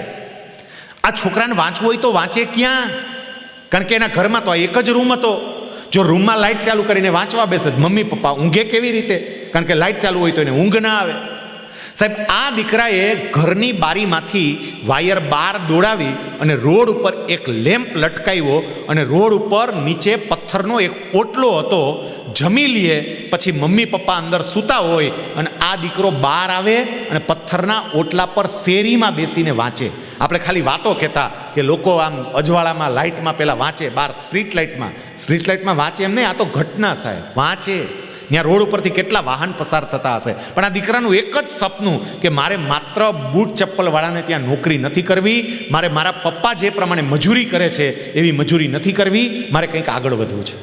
એને 12માં સારા ટકા આવ્યા, સ્કોલરશિપ મળી, આગળના અભ્યાસ માટે મુંબઈ ગયો. એને મુંબઈ પોતાનો અભ્યાસ ચાર્ટર્ડ એકાઉન્ટન્ટ સુધીનો પૂરો કર્યો. અહીંથી જ હમણાં એક દીકરીનું સન્માન થયું, એના પેરેન્ટ્સ આવ્યા, એ દીકરી અત્યારે CA કરે છે. આ છોકરોય ગયો CA કરવા માટે.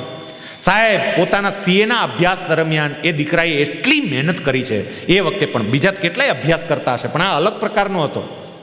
અને એને કારણે CA થતાની સાથે જ આ દીકરાને 5 આંકડાના પગાર સાથે નોકરી મળી. અને થોડા સમય પછી એ દીકરાએ પોતાના ફેસબુક એકાઉન્ટની અંદર એક ફોટો અપલોડ કર્યો. કવર પેજ ઉપર એક ફોટો મૂક્યો. ફોટો એવો હતો કે દીકરો ઓડી કારમાં બેઠો છે, ઓડી કારમાં, અને ઓડી કારને ડ્રાઈવ કરે છે. આમ દરવાજો ખુલ્લો છે, મને એક્ઝેક્ટ ફોટો યાદ છે. દરવાજો સેજ આમ ખુલ્લો રાખ્યો છે, ડ્રાઇવિંગ સીટ પર બેઠો છે અને ઓડી કારનું સ્ટિયરિંગ પકડ્યું છે. ઓડી કાર એટલે ઓલમોસ્ટ 40, 50, 60 લાખની કાર. 40 લાખથી કિંમત તમે શરૂ કરો. મેં તપાસ કરાવી કે આ ઓડી કાર કોની છે. એ છોકરા સાથે વાત કરી. એણે મને કહ્યું, સાહેબ મારી પોતાની છે. મેં તારી ઓડી કાર? મને કે હા સાહેબ.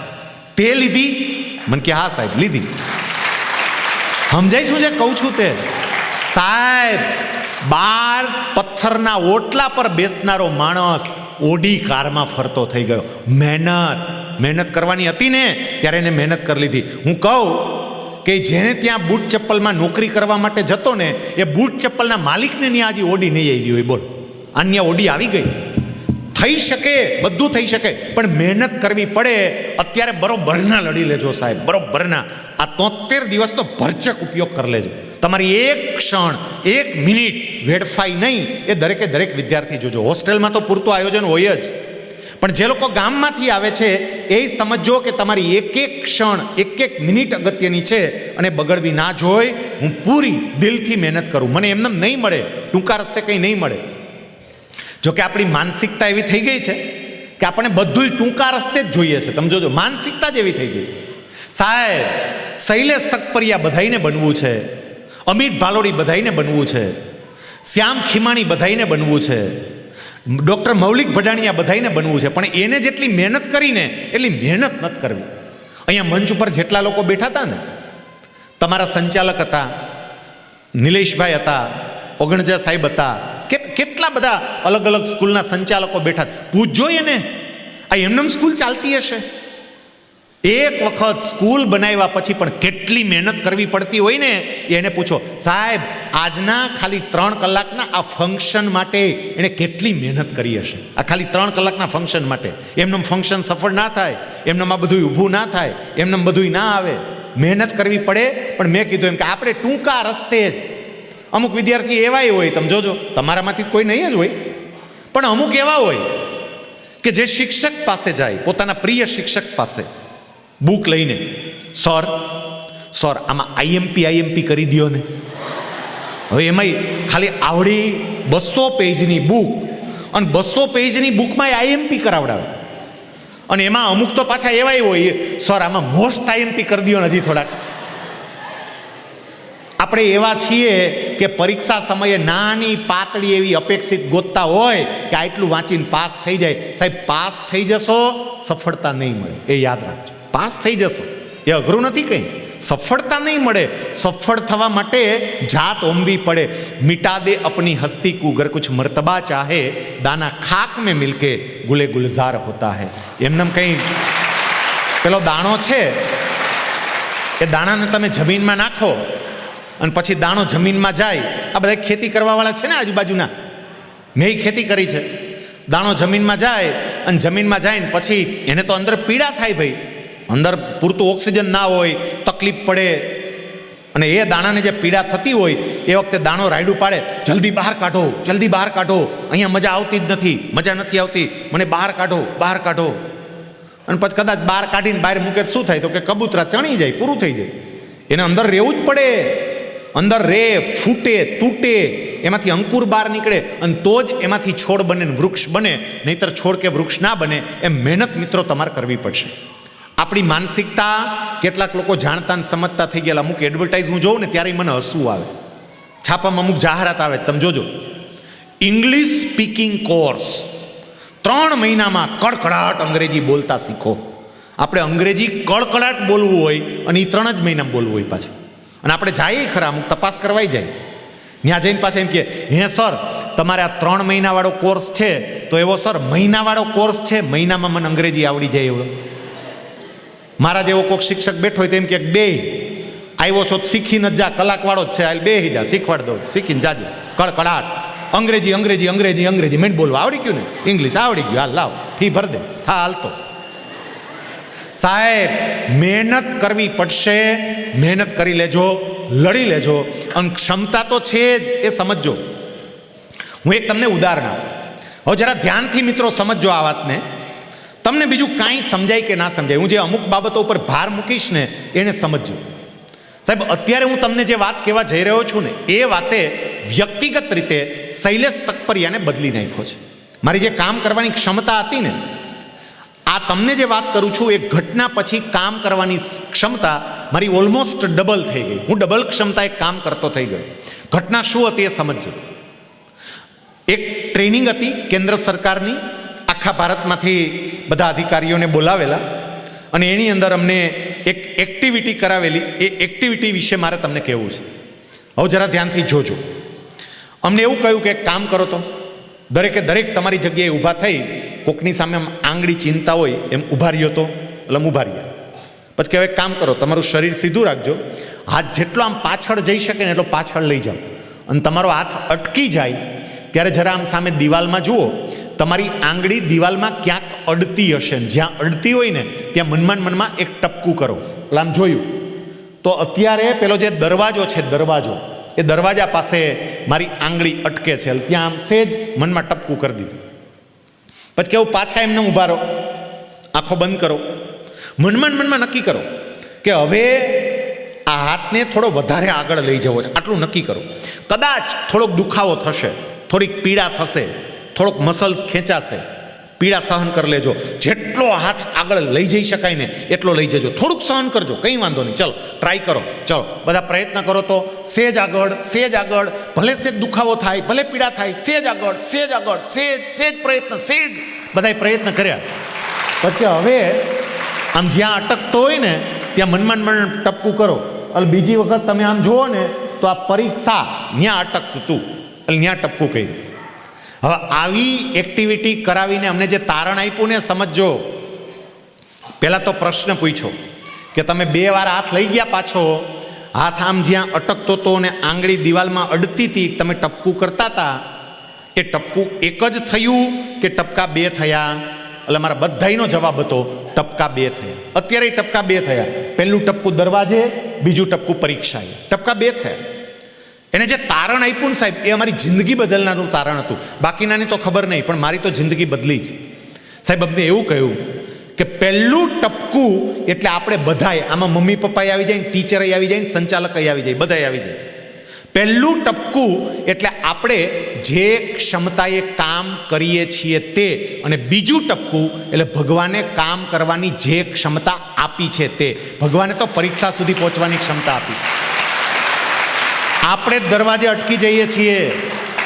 સમજો વિદ્યાર્થી મિત્રો, ક્ષમતા તો છે જ, મહેનત કરવાની, ઉપયોગ નથી કરતા. અને એ યાદ રાખજો, બોર્ડના લાખો વિદ્યાર્થી આ દરવાજા સુધી તો આવશે જ, લાખો દરવાજા સુધી આવશે, પણ દરવાજાથી અહીંયા સુધી પરીક્ષા સુધી પહોંચે ને તો થોડો દુખાવો થાય, થોડી તકલીફ પડે, એમને ન પહોંચાય. પણ જે દુખાવો સહન કરી શકે, જે તકલીફ સહન કરી શકે ને એ જ અહીંયા મંચ ઉપર આવી અને આઈપેડ ને સ્માર્ટ વોચ લઈ શકે. બાકીના બધા સામે બેહીને તાળીઓ જ પાડવાની હોય. આમ સમજાય છે? એ લોકોને તકલીફ પડી હશે, એમને ન થયું હોય. બાકીના તમે આંટા મારતા હતા, બહાર બેઠા હતા, હવા ખાતા હતા. હા, હવા સારી આવે છે તો અહીંયા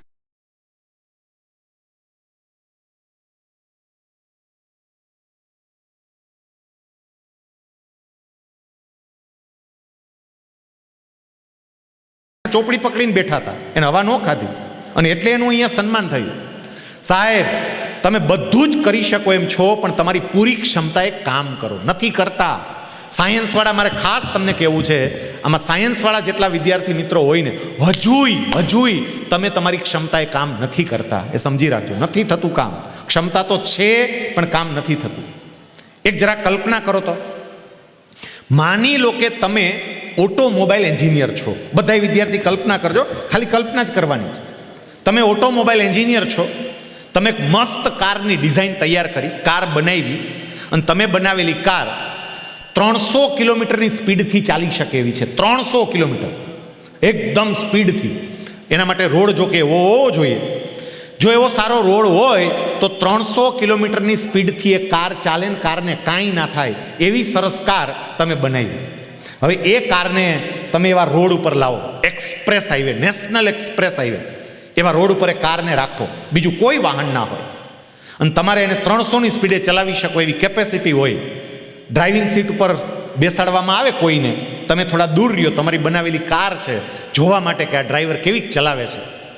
અને તમે જુઓ, પેલો ડ્રાઈવર કારને ચાલુ કરે અને 50ની સ્પીડે ધીમે ધીમે ધીમે ધીમે છકડા રિક્ષાને જેમ હલાવે, આમ હાઈલો જતો હોય 50ની સ્પીડે, છકડો વાળો એને ક્રોસ કરીને વળ્યો જાય, એને ઓવરટેક કરે.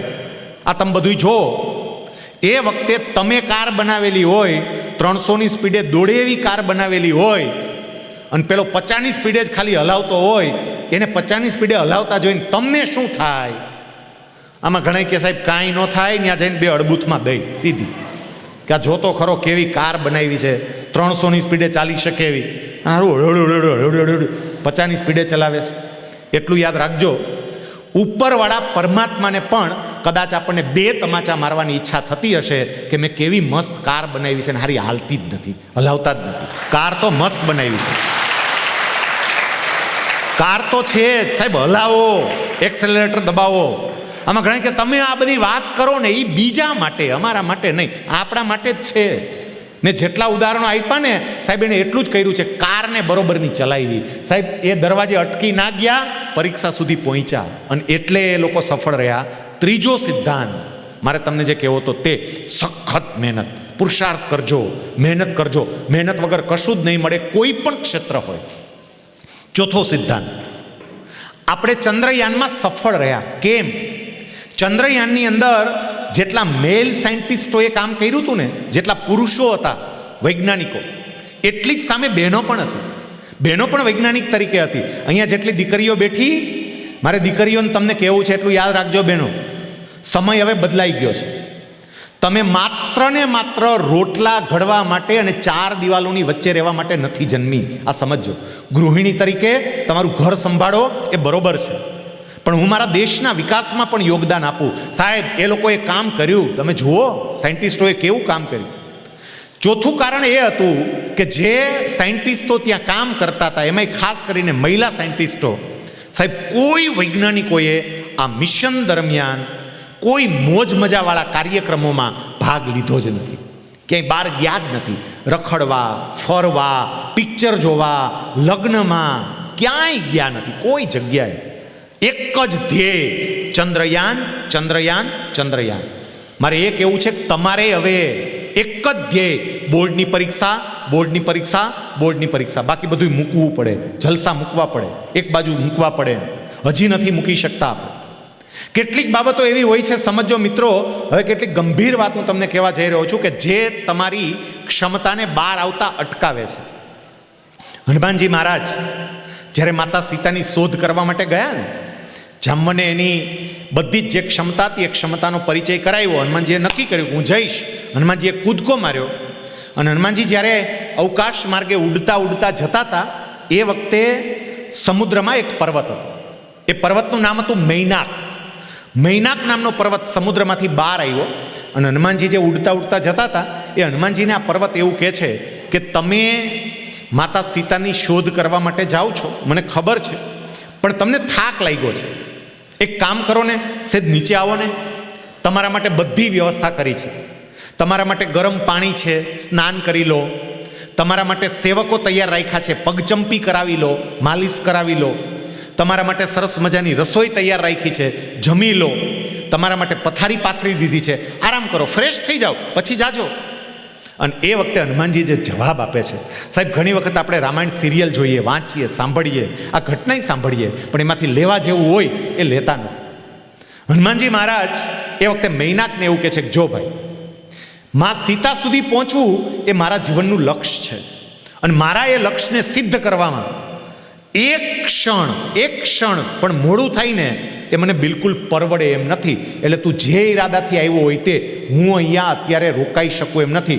હનુમાનજી એને હાથ અડાડી અને તરત નીકળી ગયા. વિદ્યાર્થી મિત્રો, માં સીતા એ બોર્ડનું પરિણામ છે, બોર્ડના પરિણામનું પ્રતીક છે, સમજો. અને ત્યાં સુધી પહોંચવા માટે તમે છલાંગ લગાવો ને તો સૌથી પહેલો મૈનાક બહાર આવે. મૈનાક આવે બહાર. અને મૈનાક એટલે કોણ? મૈનાક એટલે એવી અલગ અલગ પ્રકારની લાલચો કે જે તમને તમારા ધ્યેયમાંથી ચલિત કરે.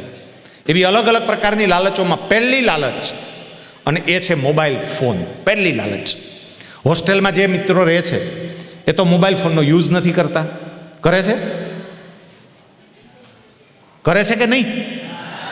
Very nice. જેટલા લોકો ગામમાં રહે છે, બહારથી આવે છે, એ વિદ્યાર્થી મિત્રોને પહેલાં તો મારે પ્રશ્ન પૂછવો છે, જે બહારથી આવે છે એવા 10મા વાળા, 11મા વાળા, 12મા વાળા, તમામને, તમારામાંથી જેટલા મિત્રો મોબાઈલ ફોનનો ઉપયોગ કરતા હોય એવા કેટલા છે? જરા હાથ ઊંચો કરો તો પ્લીઝ.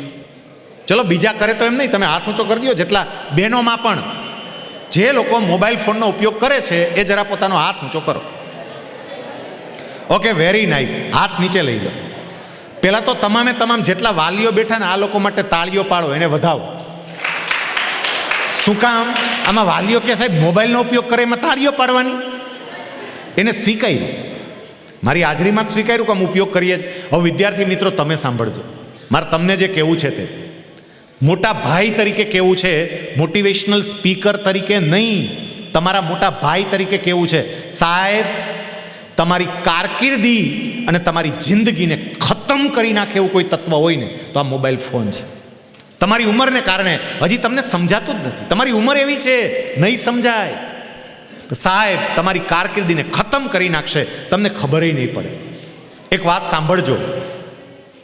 શ્રીમદ ભાગવતની અંદર 6ઠ્ઠા સ્કંદમાં અજામિલની કથા આવે છે. કેટલીક કડવી બાબત હોય પણ જાહેરમાં ચર્ચા કરવી જરૂરી હોય એટલે બધાની વચ્ચે હું આ બાબતની ચર્ચા કરું છું. વિદ્યાર્થી મિત્રો, તમારા માટે અજામિલની કથા આવે છે. અજામિલ નામનો એક બ્રાહ્મણ હતો, બહુ જ પવિત્ર, અત્યંત વિદ્વાન, હોશિયાર, લોકો એને બહુ જ આદર આપે, માન આપે, સન્માન આપે. અને એક વખત આ અજામિલ રસ્તા પરથી ચાલતા ચાલતા જતો હતો. થોડે આગળ એક વેશ્યા ચાલતા ચાલતા જતી હતી. વેશ્યા એટલે ગણિકા, જે પોતાનું શરીર વેચે તે. એ વેશ્યાને અજામિલે જોઈ કે ચાલતા ચાલતા જાય છે. અજામિલ તો બહુ પવિત્ર હતો, એકદમ આદરપાત્ર, હોશિયાર, વિદ્વાન. એને જોયું કે પેલી વેશ્યાના માથામાંથી એક ફૂલ નીચે પડી ગયું. સાહેબ, આ મારી વાત નથી, વેદવ્યાસજીની હું વાત કહી રહ્યો છું. ફૂલ નીચે પડી ગયું. અજામિલે જોયું, પેલી વેશ્યા ચાલતી ચાલતી આગળ જતી રહી. અજામિલ પણ ચાલતા ચાલતા ત્યાં પહોંચ્યો જ્યાં પેલું ફૂલ પડ્યું હતું. એને ફૂલ સામે જોયું. ફૂલ સરસ હતું, જોઈને ગયમું એટલે નીચે વળીને ફૂલ ઉપાડે છે. ફૂલ હતું એટલે સૂંઘવા માટે નાક પાસે લાવ્યો, એની સુગંધ લીધી. અને ફૂલ સૂંઘતાની સાથે એના વિચારો બદલાવા માંડ્યા, એની મતિ ભમવા માંડી. અને વેદવ્યાસજી એમાં એવું લખે છે કે ધીમે ધીમે ધીમે ધીમે કરતા જે અત્યંત પવિત્ર હતો ને એ સાવ પતિત થઈ ગયો. જે એકદમ વિદ્વાન હતો ને એની જિંદગી બરબાદ થઈ ગઈ. અને લોકો એને આદરને માન આપતા હતા ને એને બદલે લોકો એનો તિરસ્કાર કરવા માંડ્યા. વિદ્યાર્થી મિત્રો, આ કથા આપણને સ્પષ્ટપણે સમજાવે છે કે તમારા મોબાઈલમાંથી આવતો કોઈ એક એવો મેસેજ, કોઈ એક એવો વિડીયો, કોઈ એક એવો ફોટો શક્ય છે કે તમારા માટે આ ફૂલનું કામ કરે અને તમારી જિંદગી બરબાદ કરી નાખે. વિચારજો શાંતિથી. તમે નાના નથી સાહેબ. અહીંયા બેઠેલા વિદ્યાર્થી ભાઈઓ બહેનોને મારે એ કહેવું છે કે તમે આ બધાય મોબાઈલ વાપરો છો, જરા તમારી જાત આરે વાત તો કરજો કે તમે એવો કયો બિઝનેસ લઈને બેઠા છો તમારે મોબાઈલની જરૂર છે, કયો એવો ધંધો છે સાહેબ. અહીંયા જેટલા મમ્મી પપ્પા બેઠા ને, હું તો એ જોતો તો કે અમુક મમ્મી પપ્પા અહીંયા દીકરાને દીકરી સાથે સન્માન સ્વીકારવા માટે આવતા હતા, એના કપડાં બતાવતા હતા કે એની સ્થિતિ કેટલી નબળી હશે, એનો પહેરવેશ બતાવતો હતો, એની ચાલ બતાવતી હતી કે સાવ સામાન્ય પરિવારના છે. અહીંયા જેટલા વિદ્યાર્થી બેઠા છો ને, યાદ રાખજો, તમારા મમ્મી અને પપ્પા તમારા પરિવારની આર્થિક પરિસ્થિતિની તમારી યારે ચર્ચા નથી કરતા, પણ કેટલાય મમ્મી પપ્પા એવા છે જે તમને ભણાવવા માટે વ્યાજે પૈસા લાવ્યા છે. વ્યાજે કહેતા નથી સાહેબ, આ બોલતા નથી, વ્યાજે પૈસા લાવીને તમને ભણાવે છે. તમારી મમ્મી પોતાનો દાગીનો ગીરવે મૂકી અને તમારી ફીની વ્યવસ્થા કરે છે. આપણને ખબર જ નથી, હજી મોબાઈલમાં જ આમાં આંગળા જ ઘસીએ છીએ. સાહેબ મજા કરીએ. મોબાઈલ મસ્ત મજાનું એવું ઇન્સ્ટ્રુમેન્ટ છે કે જે ઇન્સ્ટ્રુમેન્ટનો આપણે સરસ ઉપયોગ કરીએ. હું કરું છું, બધા કરે છે. મને સમયની ખબર હોવી જોઈએ કે મારે કયા સમયે એનો ઉપયોગ કરાય. મારો અભ્યાસ ચાલુ હોય, મારા અભ્યાસમાં નડતરરૂપ થતો હોય, તમે તમારી જાતનું બેસ્ટ ઓડિટ કરી શકો સાહેબ, તમે જ કરી શકો. બધા વિદ્યાર્થી મિત્રો, તમારી જાતને તમે જ સવાલ પૂછો કે તમે જે મોબાઈલ ફોનનો ઉપયોગ કરો છો એને મારો જવાબ નથી જોતો, તમારી જાતને જ પૂછવાનું છે. એને કારણે તમારું કોન્સન્ટ્રેશન પાવર, તમારી એકાગ્રતા એકદમ શાર્પ થાય, મજબૂત થાય કે નબળી પડે છે. જાતને પૂછજો સાહેબ, તમારી એકાગ્રતા જતી રહી. આ જેટલા શિક્ષક છે ને, શિક્ષકને એકવાર પૂછો તો ખબર પડે કે કોરોના પહેલાંના વિદ્યાર્થી અને કોરોના પછીના વિદ્યાર્થી બે વચ્ચે જમીન આસમાનનો ફેર છે. જેટલા શિક્ષકો છે ને, એ બધા શિક્ષકો બિચારા અત્યારે ઋષિમુનિ કરતાં આકરું તપ કરે છે, કારણ કે આ બધાને શાંત બેહાડવા ને એ જ બહુ અઘરું છે. મોબાઈલે અશાંત કરી દીધા છે. એમાં કોઈનો વાંકઈ નથી, તમારો વાંક નથી મિત્રો, કારણ કે તમારી ઉંમર એવી છે, તમારો વાંક નથી. તમારી ઉંમર એવી છે અને ઉંમરના પ્રવાહમાં આપણે ઢળી જઈએ છીએ, પણ આપણી જિંદગી બરબાદ થઈ જાય છે એની આપણને ખબર નથી. એક એવો વાયરસ આવ્યો હતો 3 વર્ષ પહેલાં કે જેને આખી દુનિયાને ભરડામાં લીધી. એ હતો કોરોના વાયરસ. હમણાં પાછું અઠવાડિયા 10 દિવસથી છાપામાં કંઈક હેડિંગ આપી દઈએ અને આપણને ધ્રુજારી અપાવી દઈએ પાછી. એમાંય જે સેકન્ડ રાઉન્ડ હતો, સેકન્ડ રાઉન્ડ સાહેબ, બીજા રાઉન્ડ વખતે તો જે અરાજકતા મચી હતી આપણને બધાને ખબર છે સાહેબ. તમારા મોરબીવાળા અહીંથી પેશન્ટને લઈને રાજકોટ આવતા હતા, જામનગર જતા હતા, આપણને ખબર પડે કે બધે બેડ પેક છે. ભાવનગર જાય, જ્યાં જગ્યા મળે તે જે. યાદ છે, મારે કોરોના યાદ કરાવો છે. આપણે બધા કોરોનાથી બચવા માટેના કેટલા પ્રયત્નો કરતા હતા. જે મળે એ સાહેબ, કોક કે ઉકાળા પીવો તો આપણે ઉકાળા પીતા હતા. આપણને જે કે એ પ્રમાણે આપણે કરતા હતા. બધું ઉકાળો ન ભાવે તોય પીતા હતા, મોઢું ત્રાસું બાંગું રાખીને પીતા હતા. કેમ? આપણને ખબર હતી કે આ વાયરસથી બચવું પડે. જો આ વાયરસ એક વખત ચડ્યો ને, અંદર આવ્યો ને, તો આપણને મારી નાખે. આપણે કેટલાએ આપણા અંગત સ્વજનોને પણ ગુમાવ્યા છે અને આપણને ખબર છે કે આ વાયરસ મારી નાખે એટલે એનાથી બચવું પડે. વિદ્યાર્થી મિત્રો સમજો, તમને કદાચ હૃદયમાં ઉતરે તોય ભલે અને ના ઉતરે તોય ભલે, પણ આ મોબાઈલ કોરોના વાયરસ કરતાં પણ ખતરનાક વાયરસ છે અને એનાથી બચવાનો કોઈ પ્રયત્ન જ નથી કરતા. ભાઈ, કોઈ પ્રયત્ન જ નહીં કે આ વાયરસથી હું બચું. સાહેબ, જેને આ દુનિયાને, અહીંયા બેઠેલા મમ્મી પપ્પાઓને કહેવું છે કે મહેરબાની કરીને ગિફ્ટમાં આપવાનું બંધ કરો. કેટલાક મમ્મી પપ્પા ગિફ્ટમાં આપે. બર્થડે છે દીકરાનો, દીકરીનો, લે બેટા મોબાઈલ. સાહેબ, આપણે મોબાઈલ નહીં, એની જિંદગીની બરબાદી ગિફ્ટમાં આપીએ છીએ, એ સમજો. મેં પહેલાં જ કહ્યું કે એમનો કોઈ વાંક નથી. વાતાવરણ એવું છે, એ બીજાની જોડે પોતાની જાતની કમ્પેરિઝન કરે છે. બીજા પાસે ફોન છે એટલે મને જોઈએ છે અને એટલે માંગે છે. પણ માતા પિતા તરીકે મારે વિચારવું પડે સાહેબ. તમે બધા અહીંયા ઓલમોસ્ટ લગભગ 2.5 કલાકથી પલાઠાવાળાને બેઠા છો, બધા મમ્મી પપ્પા. તમે એ સમજો કે આ દુનિયાને જેને આઈફોન અને આઈપેડની ભેટ આપીને, એવા સ્ટીવ જોબ્સ, એમણે પોતાના દીકરા અને દીકરીઓ કોલેજમાં ના ગયા ને ત્યાં સુધી એને ફોન નથી આપ્યો. સ્ટીવ જોબ્સે પણ એમના દીકરા અને દીકરી પાસે ફોન નહોતો સાહેબ. આખી દુનિયા જે આઈફોન પર પાગલ હોય, એમના સંતાન પાસે ફોન નહોતો અને આપણે એ ફોનનો ઉપયોગ કરીએ છીએ. આજે માત્ર બોલીને પૂરું કરવું છે એવું નહીં. જેટલા વિદ્યાર્થી મિત્રોએ અહીંયા ફોન માટે હાથ ઊંચો કર્યો છે કે અમે ઉપયોગ કરીએ છીએ, મારી એક પ્રાર્થના, એક વિનંતી, તમારા મમ્મી પપ્પા માટે કમસે કમ તમારી બોર્ડની પરીક્ષા, તમારી નીટની પરીક્ષા કે JEE પરીક્ષા સુધી આ મોબાઈલને એક બાજુ મૂકો. હું હાવ મૂકી દઉં એમ નથી કહેતા, પછી ઉપયોગ કરજો, પણ થોડો સમય માટે તો આ મોબાઈલને એક બાજુ મૂકો. સાહેબ 2016માં PV સિંધુ ઓલિમ્પિકમાં ભારત માટે મેડલ લાવી અને જ્યારે એને સફળતાનું રહસ્ય પૂછવામાં આવ્યું ને ત્યારે એમણે એવું કહ્યું હતું કે મારી સફળતાનું રહસ્ય મારો સ્વિચ ઓફ થયેલો મોબાઈલ છે. પૂછ્યું કેમ? અને એ વખતે PV સિંધુએ કહ્યું હતું કે મારે પાર્ટિસિપેટ કરવાનું હતું ઓલિમ્પિકમાં. એના 3 મહિના પહેલાં મારા કોચ ગોપીચંદ પુલેલાએ મને બાજુમાં બેસાડીને એવું કહ્યું કે તારું પરફોર્મન્સ મને જોઈ એવું નથી મળતું, તારું પરફોર્મન્સ નબળું છે કારણ કે તારી એકાગ્રતા નથી, કોન્સન્ટ્રેશન પાવર નથી, અને એકાગ્રતા નબળી છે કારણ કે તું મોબાઈલ ફોનનો ઉપયોગ કરે છે. તારે ખરેખર મેડલ જોતો હોય તો મોબાઈલ ફોનને ભૂલી જાય. અને એ વખતે એ કહે છે, આ PV સિંધુના શબ્દો છે, મેં મોબાઈલ ફોન બંધ કર્યો, એને સ્વિચ ઓફ કર્યો ને માત્ર 1 અઠવાડિયાની અંદર મારું જે કોન્સન્ટ્રેશન પાવર વધ્યો છે ને સાહેબ, તમારો કોન્સન્ટ્રેશન પાવર પણ વધી શકે. મેં તમને કહ્યું એમ કે માત્ર ને માત્ર તમારી બોર્ડની પરીક્ષા સુધી આ ખરેખર કરવા જેવું છે. જે મમ્મી પપ્પા તમારા માટે આટલું કરે છે ને એને તમારે કાંઈ ગિફ્ટ આપવી હોય ને, ગિફ્ટ, તમને એમ થાય કે આ મમ્મી પપ્પાને અમે શું ગિફ્ટ આપીએ, તો એક જ તમારો સ્વિચ ઓફ થયેલો મોબાઈલ એને ગિફ્ટમાં આપો, જે એને ગમશે, એને જે મજા આવશે. અહીંયા બેઠેલા કેટલાક મમ્મી પપ્પા બિચારા બોલતા નથી, પણ સમજો બહેનો, સમજો ભાઈઓ, તમે એને ઇમોશનલી બ્લેકમેલ કરો છો. Emotionally blackmail. એક જ દીકરો હોય, એક જ દીકરી હોય, બિચારાને ચિંતા હોય કંઈક અવળું પગલું ભરશે તો, ઈચ્છા નથી અને તોય આપવું પડે છે. કોક દીક તમારા પપ્પાના મોબાઈલની સ્ક્રીન તો જોજો.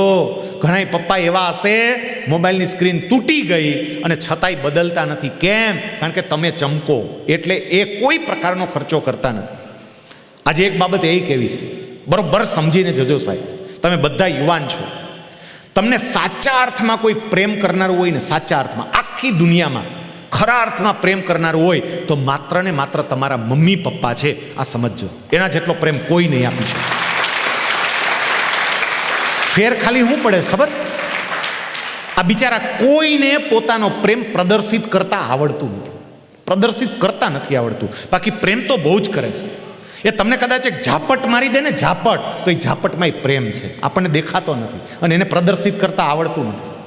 તમને કદાચ ગુસ્સે થઈને બોલે, એમાંય પ્રેમ છે. તમને એક વખત જમવા ના આપે કે જમવા જ નથી દેવું આજે, એમાંય પ્રેમ છે, આપણને દેખાતો નથી. અને આપણને એ દેખાય કે જે રોજ ડેને દિવસે આપણને ગુલાબ આપવા માટે આવે, ચોકલેટ ડેને દિવસે આપણને ચોકલેટ આપવા માટે આવે, જાત જાતની આપણને ગિફ્ટ આપવા માટે આવે. યાદ રાખજો, માત્ર ને માત્ર પ્રદર્શન છે. સાચો પ્રેમ તમારા મમ્મી પપ્પા જેટલું તમને કોઈ નહીં કરી શકે. અને એને વળતર આપવું હોય ને તો એને વળતર આપવા માટે પણ આ મોબાઈલ ફોન બંધ કરવા જેવો છે. અને હવે માત્ર બોલવું છે એટલું નહીં, આટલી વાત કર્યા પછી સાહેબ કેટલો બધો સમય થઈ ગયો, હવે આપણે પૂરું કરવા તરફ જશું. પણ આટલી બધી વાત કર્યા પછી જો કોઈ વિદ્યાર્થીને એવું લાગતું હોય કે ના સાહેબ, તમે જે ખરેખર વાત કહો છો એ સાચી છે સાહેબ, મારો ઘણો બધો સમય આ મોબાઈલ ફોન ખાઈ જાય છે સાહેબ, ફ્રેશ થવા માટે ખાલી 5 મિનિટ માટે મોબાઈલ લેવાનું નક્કી કર્યું હોય અને ક્યારે 50 મિનિટ જતી રહે ખબર નથી પડતી. અને એટલે તમારી વાત માનીને અમારે બોર્ડની પરીક્ષા પૂરી ના થાય ત્યાં સુધી અમારો મોબાઈલ ફોન બંધ કરી દેવો છે એવું કોઈને લાગતું હોય, સ્વેચ્છાએ દિલથી એવી ઈચ્છા થતી હોય, પરાણે નહીં, સ્વેચ્છાએ, તો એવા વિદ્યાર્થી જરા પોતાનો હાથ ઊંચો કરો, મને ખબર પડે કે એવું કોઈ છે કે જેવો સંકલ્પ કરી શકે કે હું મોબાઈલ ફોન નહીં ઉપયોગ કરું. સ્વેચ્છાએ? Okay, very nice. ચલો હાથ નીચે લઈએ. પહેલા તો જેટલા લોકોએ આ નિર્ણય લીધો છે ને સાહેબ, અથવા હાથ ઊંચો કર્યો છે ને, આમાં પાછળ બેઠેલા મમ્મી પપ્પા નહીં થતું હોય છે કે સાહેબ આ હાથ ઊંચા કરે પણ ઘરે અમને ઊંચા કરે છે પાછા. ખરેખર જો આ લોકો સાથે હૃદયપૂર્વક વાત કરવામાં આવે ને, પ્રેમપૂર્વક વાત કરવામાં આવે ને, એને બધું સમજાય છે સાહેબ. એની કારકિર્દી છે, એને નહીં ખબર પડતી હોય શું કરવું શા ન કરવું. આપણે નક્કી કર્યું છે, આપણે એને વળગી રહેશું. અને સાહેબ એની સાથે સાથે બીજા કેટલાક મહિનાકોથી પણ તમારી જાતને દૂર રાખજો. વિદ્યાર્થી મિત્રોને અને વાલીઓને એ કહેવું છે કે મહેરબાની કરીને બોર્ડની પરીક્ષા સુધી હવે કોઈ પ્રકારના સામાજિક કાર્યક્રમોમાં, ધાર્મિક કાર્યક્રમોમાં જવાનું બંધ કરજો. કોઈ સામાજિક કાર્યક્રમ નહીં, ધાર્મિક કાર્યક્રમ નહીં, કોઈએ લગ્ન કરવા હોય તો કરે, ન કરવા હોય તો ન કરે, જેને જે કરવું હોય એ કરે. આપણે આપણા અભ્યાસમાં ફોકસ કરશું. આપણો આ વિસ્તાર મને ખબર છે, તમારો વિસ્તાર માતાજીના માંડવાએ હાલતા હોય અને રામા મંડળે હાલતા હોય ધમધમાટી. રામદેવ બોલાવે વિરમદેવ આવજો રે, અને ન્યા જાય પાછા બધાય હા આમ કરીને બેઠા હોય. ભેરવો કઈ આવશે? ભેરવો ઓલો 4 વાગે આવે સવારે, અને બીજે દી ક્લાસમાં બેન આમ આખો આમ કરતા હોય. દિલીપ સર પૂછે કેમ? સાહેબ ભેરવો જોયો તો. આ બધું ભેરવો બેરવો બધું એક બાજુ, પણ ભેરવા જ જોવા છે સાહેબ. મારે એક એવું છે, મોસમ હોય ને મોસમ, ત્યારે લડી લેવાય. અત્યારે તમારી મોસમ છે એટલે મોજ મજાને એક બાજુ મૂકી અને લડી રહી. અત્યારે મોજ મજા ન હોય. હમણાં છે ને ચૂંટણી આવશે, ચૂંટણી 2024માં, અને ચૂંટણી આવે ને એ વખતે સાહેબ રાજકારણીઓને તમે જોજો, મોજ મજા બધું એક બાજુ મૂકી દીધું હોય. સતત સભાઓ સભાઓ સભાઓ, વાંથી વાં દોડે, વાંથી વાં દોડે, વાંથી વાં દોડે. તમે જ્યાં કયો ત્યાં સાહેબ રાતે 11 વાગે તમારા ગામમાં સભા ગોઠવો તો ન્યાય આવી જાય બોલવા. બોલો ન્યાય કે હા હું આવીશ. આપણે કંઈ પણ તમારે ખાવાનું કાંઈ વાંધો નહીં, ભૂખો રહીશ. આવે જ્યાં કયો ત્યાં આવે સાહેબ. જેમ કરવું પડે એમ બધુંય કરવા તૈયાર હોય. કેમ? વિચારવા જેવું જ. કેમ? કારણ કે ચૂંટણી એની મોસમ છે, અને એને ખબર છે કે એક વખત અત્યારે લડી લઉં ને બધી મોજશોખ મૂકીને તો 5 વર્ષ જલસા જ છે. 5 વર્ષ જલસા છે. પછી એમ અત્યારે તમારી મોસમ છે, અને એક વખત લડી લ્યો ને સાહેબ, એક વખત લડી લ્યો તો પછી જિંદગીભરના જલસા છે. અને લડી લેવું પડે, મોજશોખને એક બાજુ મૂકવી પડે, કારણ કે તમારો એક માર્ક અગત્યનો હોય. અહીંયા સાયન્સવાળા બેઠા છે, મારે ખાલી એક વાત તમને કહેવી છે કે તમારો એક માર્ક કેટલો અગત્યનો હોય. આમાં ઘણા કહે સાહેબ 1 માર્કમાં શું ફેર પડે? બહુ ફેર પડે સાહેબ. બી ગ્રુપવાળા સાહેબ સમજો, માની લો કે 550 માર્કે ગવર્મેન્ટ મેડિકલ કોલેજનું છેલ્લું એડમિશન થયું. 550 માર્કે. તમને 549 માર્ક છે, ખાલી એક જ માર્ક ઓછો. પણ ગવર્મેન્ટ મેડિકલ કોલેજની છેલ્લી સીટ 550 માર્કે ભરાઈ ગઈ, તમને 1 માર્ક ઓછો હતો, એટલે તમને ગવર્મેન્ટ મેડિકલ કોલેજમાં એડમિશન મળ્યું નહીં, તમારે સેમી ગવર્મેન્ટમાં એડમિશન લેવું પડ્યું. એને કારણે ફેર શું પડે? જો ગવર્મેન્ટ મેડિકલ કોલેજમાં એડમિશન મળ્યું હોત તો વર્ષનો 10,000 રૂપિયાનો ફીનો ખર્ચ, 5 વર્ષ ભણવાનું, ઓલમોસ્ટ 50,000 જેવો ભણવાનો ખર્ચ થાય. અને હવે તમારે સેમી ગવર્મેન્ટમાં લેવું પડ્યું, ત્યાં તો 4-5 લાખથી શરૂ કરીને 8-10 લાખ સુધીની ફી છે. આપણે 5 લાખની સરેરાશ કાઢો, વર્ષના 5 લાખ ભરવા પડે. 1 વર્ષના 5 લાખ, 5 વર્ષનો MBBSનો કોર્સ 50 લાખ ભરવાના થાય.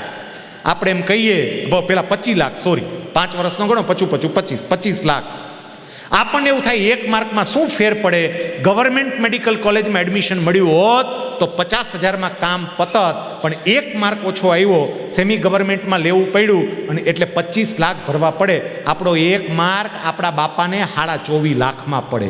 1 માર્ક 24.5 લાખમાં પડે. એ વિચારજો. અને એટલે અત્યારે આ જલસા બંધ. અહીંયા વાલીઓને કેવું છે, તમે સમજો, મહેરબાની કરીને આ દીકરા દીકરીઓને હવે ડિસ્ટર્બ નહીં કરતા. ક્યાંય એને પ્રસંગમાં નથી લઈ જવા. આમાં ઘણી વખત વાલીઓ જ આવે ઝઘડવા માટે. બોલો, કેટી સર પાસે જાય, સાહેબ રજા કેમ નો આપો? અમારા ઘરના લગ્ન છે, રજા તો દેવી જ પડે ને સાહેબ, રજા કેમ ન દો? છોકરાઓ લગ્નમાં ન આવે, તમારે ભાઈ વ્યવહારમાં રહેવું કે ન રહેવું? નથી રહેવું વ્યવહારમાં. કોઈ વ્યવહાર તોડવાના નથી, એટલું યાદ રાખજો.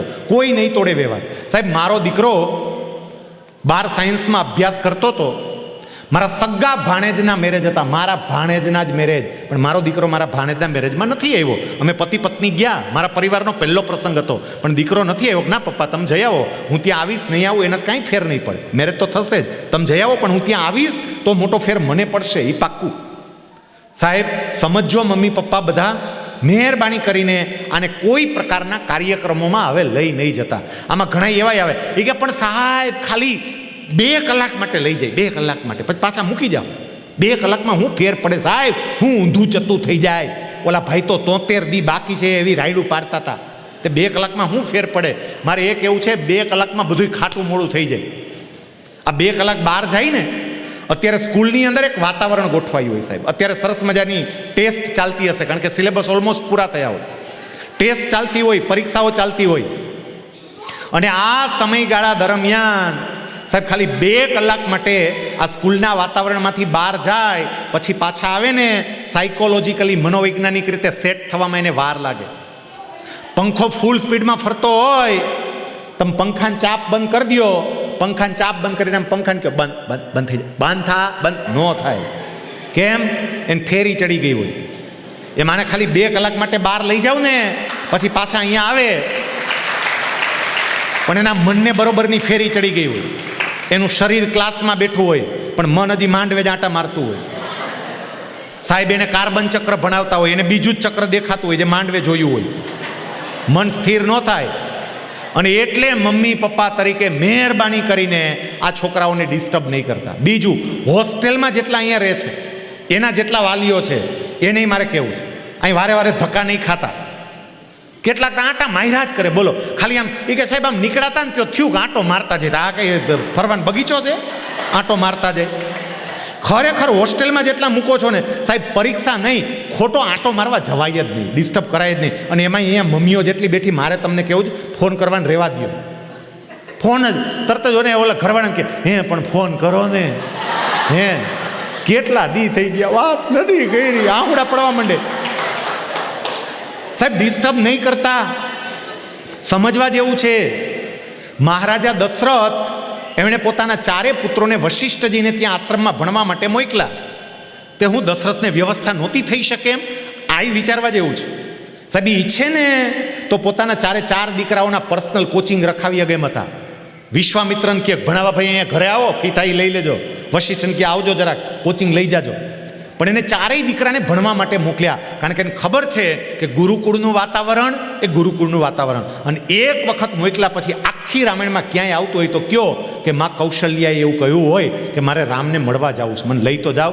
હાલો, કેદુનો ભણે છે, શું કરે છે. રામને ચિઠ્ઠી લખી હોય કે બેટા ત્યાં રીંગણાનું શાક બેટા તને ભાવતું નથી, તો રીંગણાનું શાક સિવાય તને બીજા શાક મળે કે ન મળે? સાહેબ એને તૈયાર કરવાના હોય. હેરાન થવા જ જોઈએ. હું તો કહું છું હેરાન જ થવા જોઈએ. અને તોય કોઈ પણ જગ્યાએ જશે ને ત્યાં ટકી શકશે, નકરા માલ બધેથી પાછો જ આવવાનો. એ સમજજો. જો બહુ એને લાડ લડાવો, આ સમજવા જેવું છે. બહુ લાડ લડાવો ને બહુ તમે પપલાવો તો એ નો ટકે સાહેબ, બધેથી પાછા આવે. તમે ભણવા માટે પછી બહુ જ મહેનત કરી હોય અને તમે કહો મારા દીકરાને કેનેડા મોકલવો છે. હવે મોરબીમાં પૈસા બહુ વધી ગયા, કેનેડા બહુ જવા માંડ્યા, ઓસ્ટ્રેલિયા, કેનેડા, ત્યાં મોકલવો છે. પણ ત્યાં જઈને પછી ત્યાં મમ્મી યાદ આવે, પપ્પા યાદ આવે. એટલે મહેરબાની કરીને હોસ્ટેલમાં વાલીઓએ ખોટા આંટા મારવા જ નહીં. મેં તો એવું જોયું છે સાહેબ, આ વાસ્તવિકતા હશે.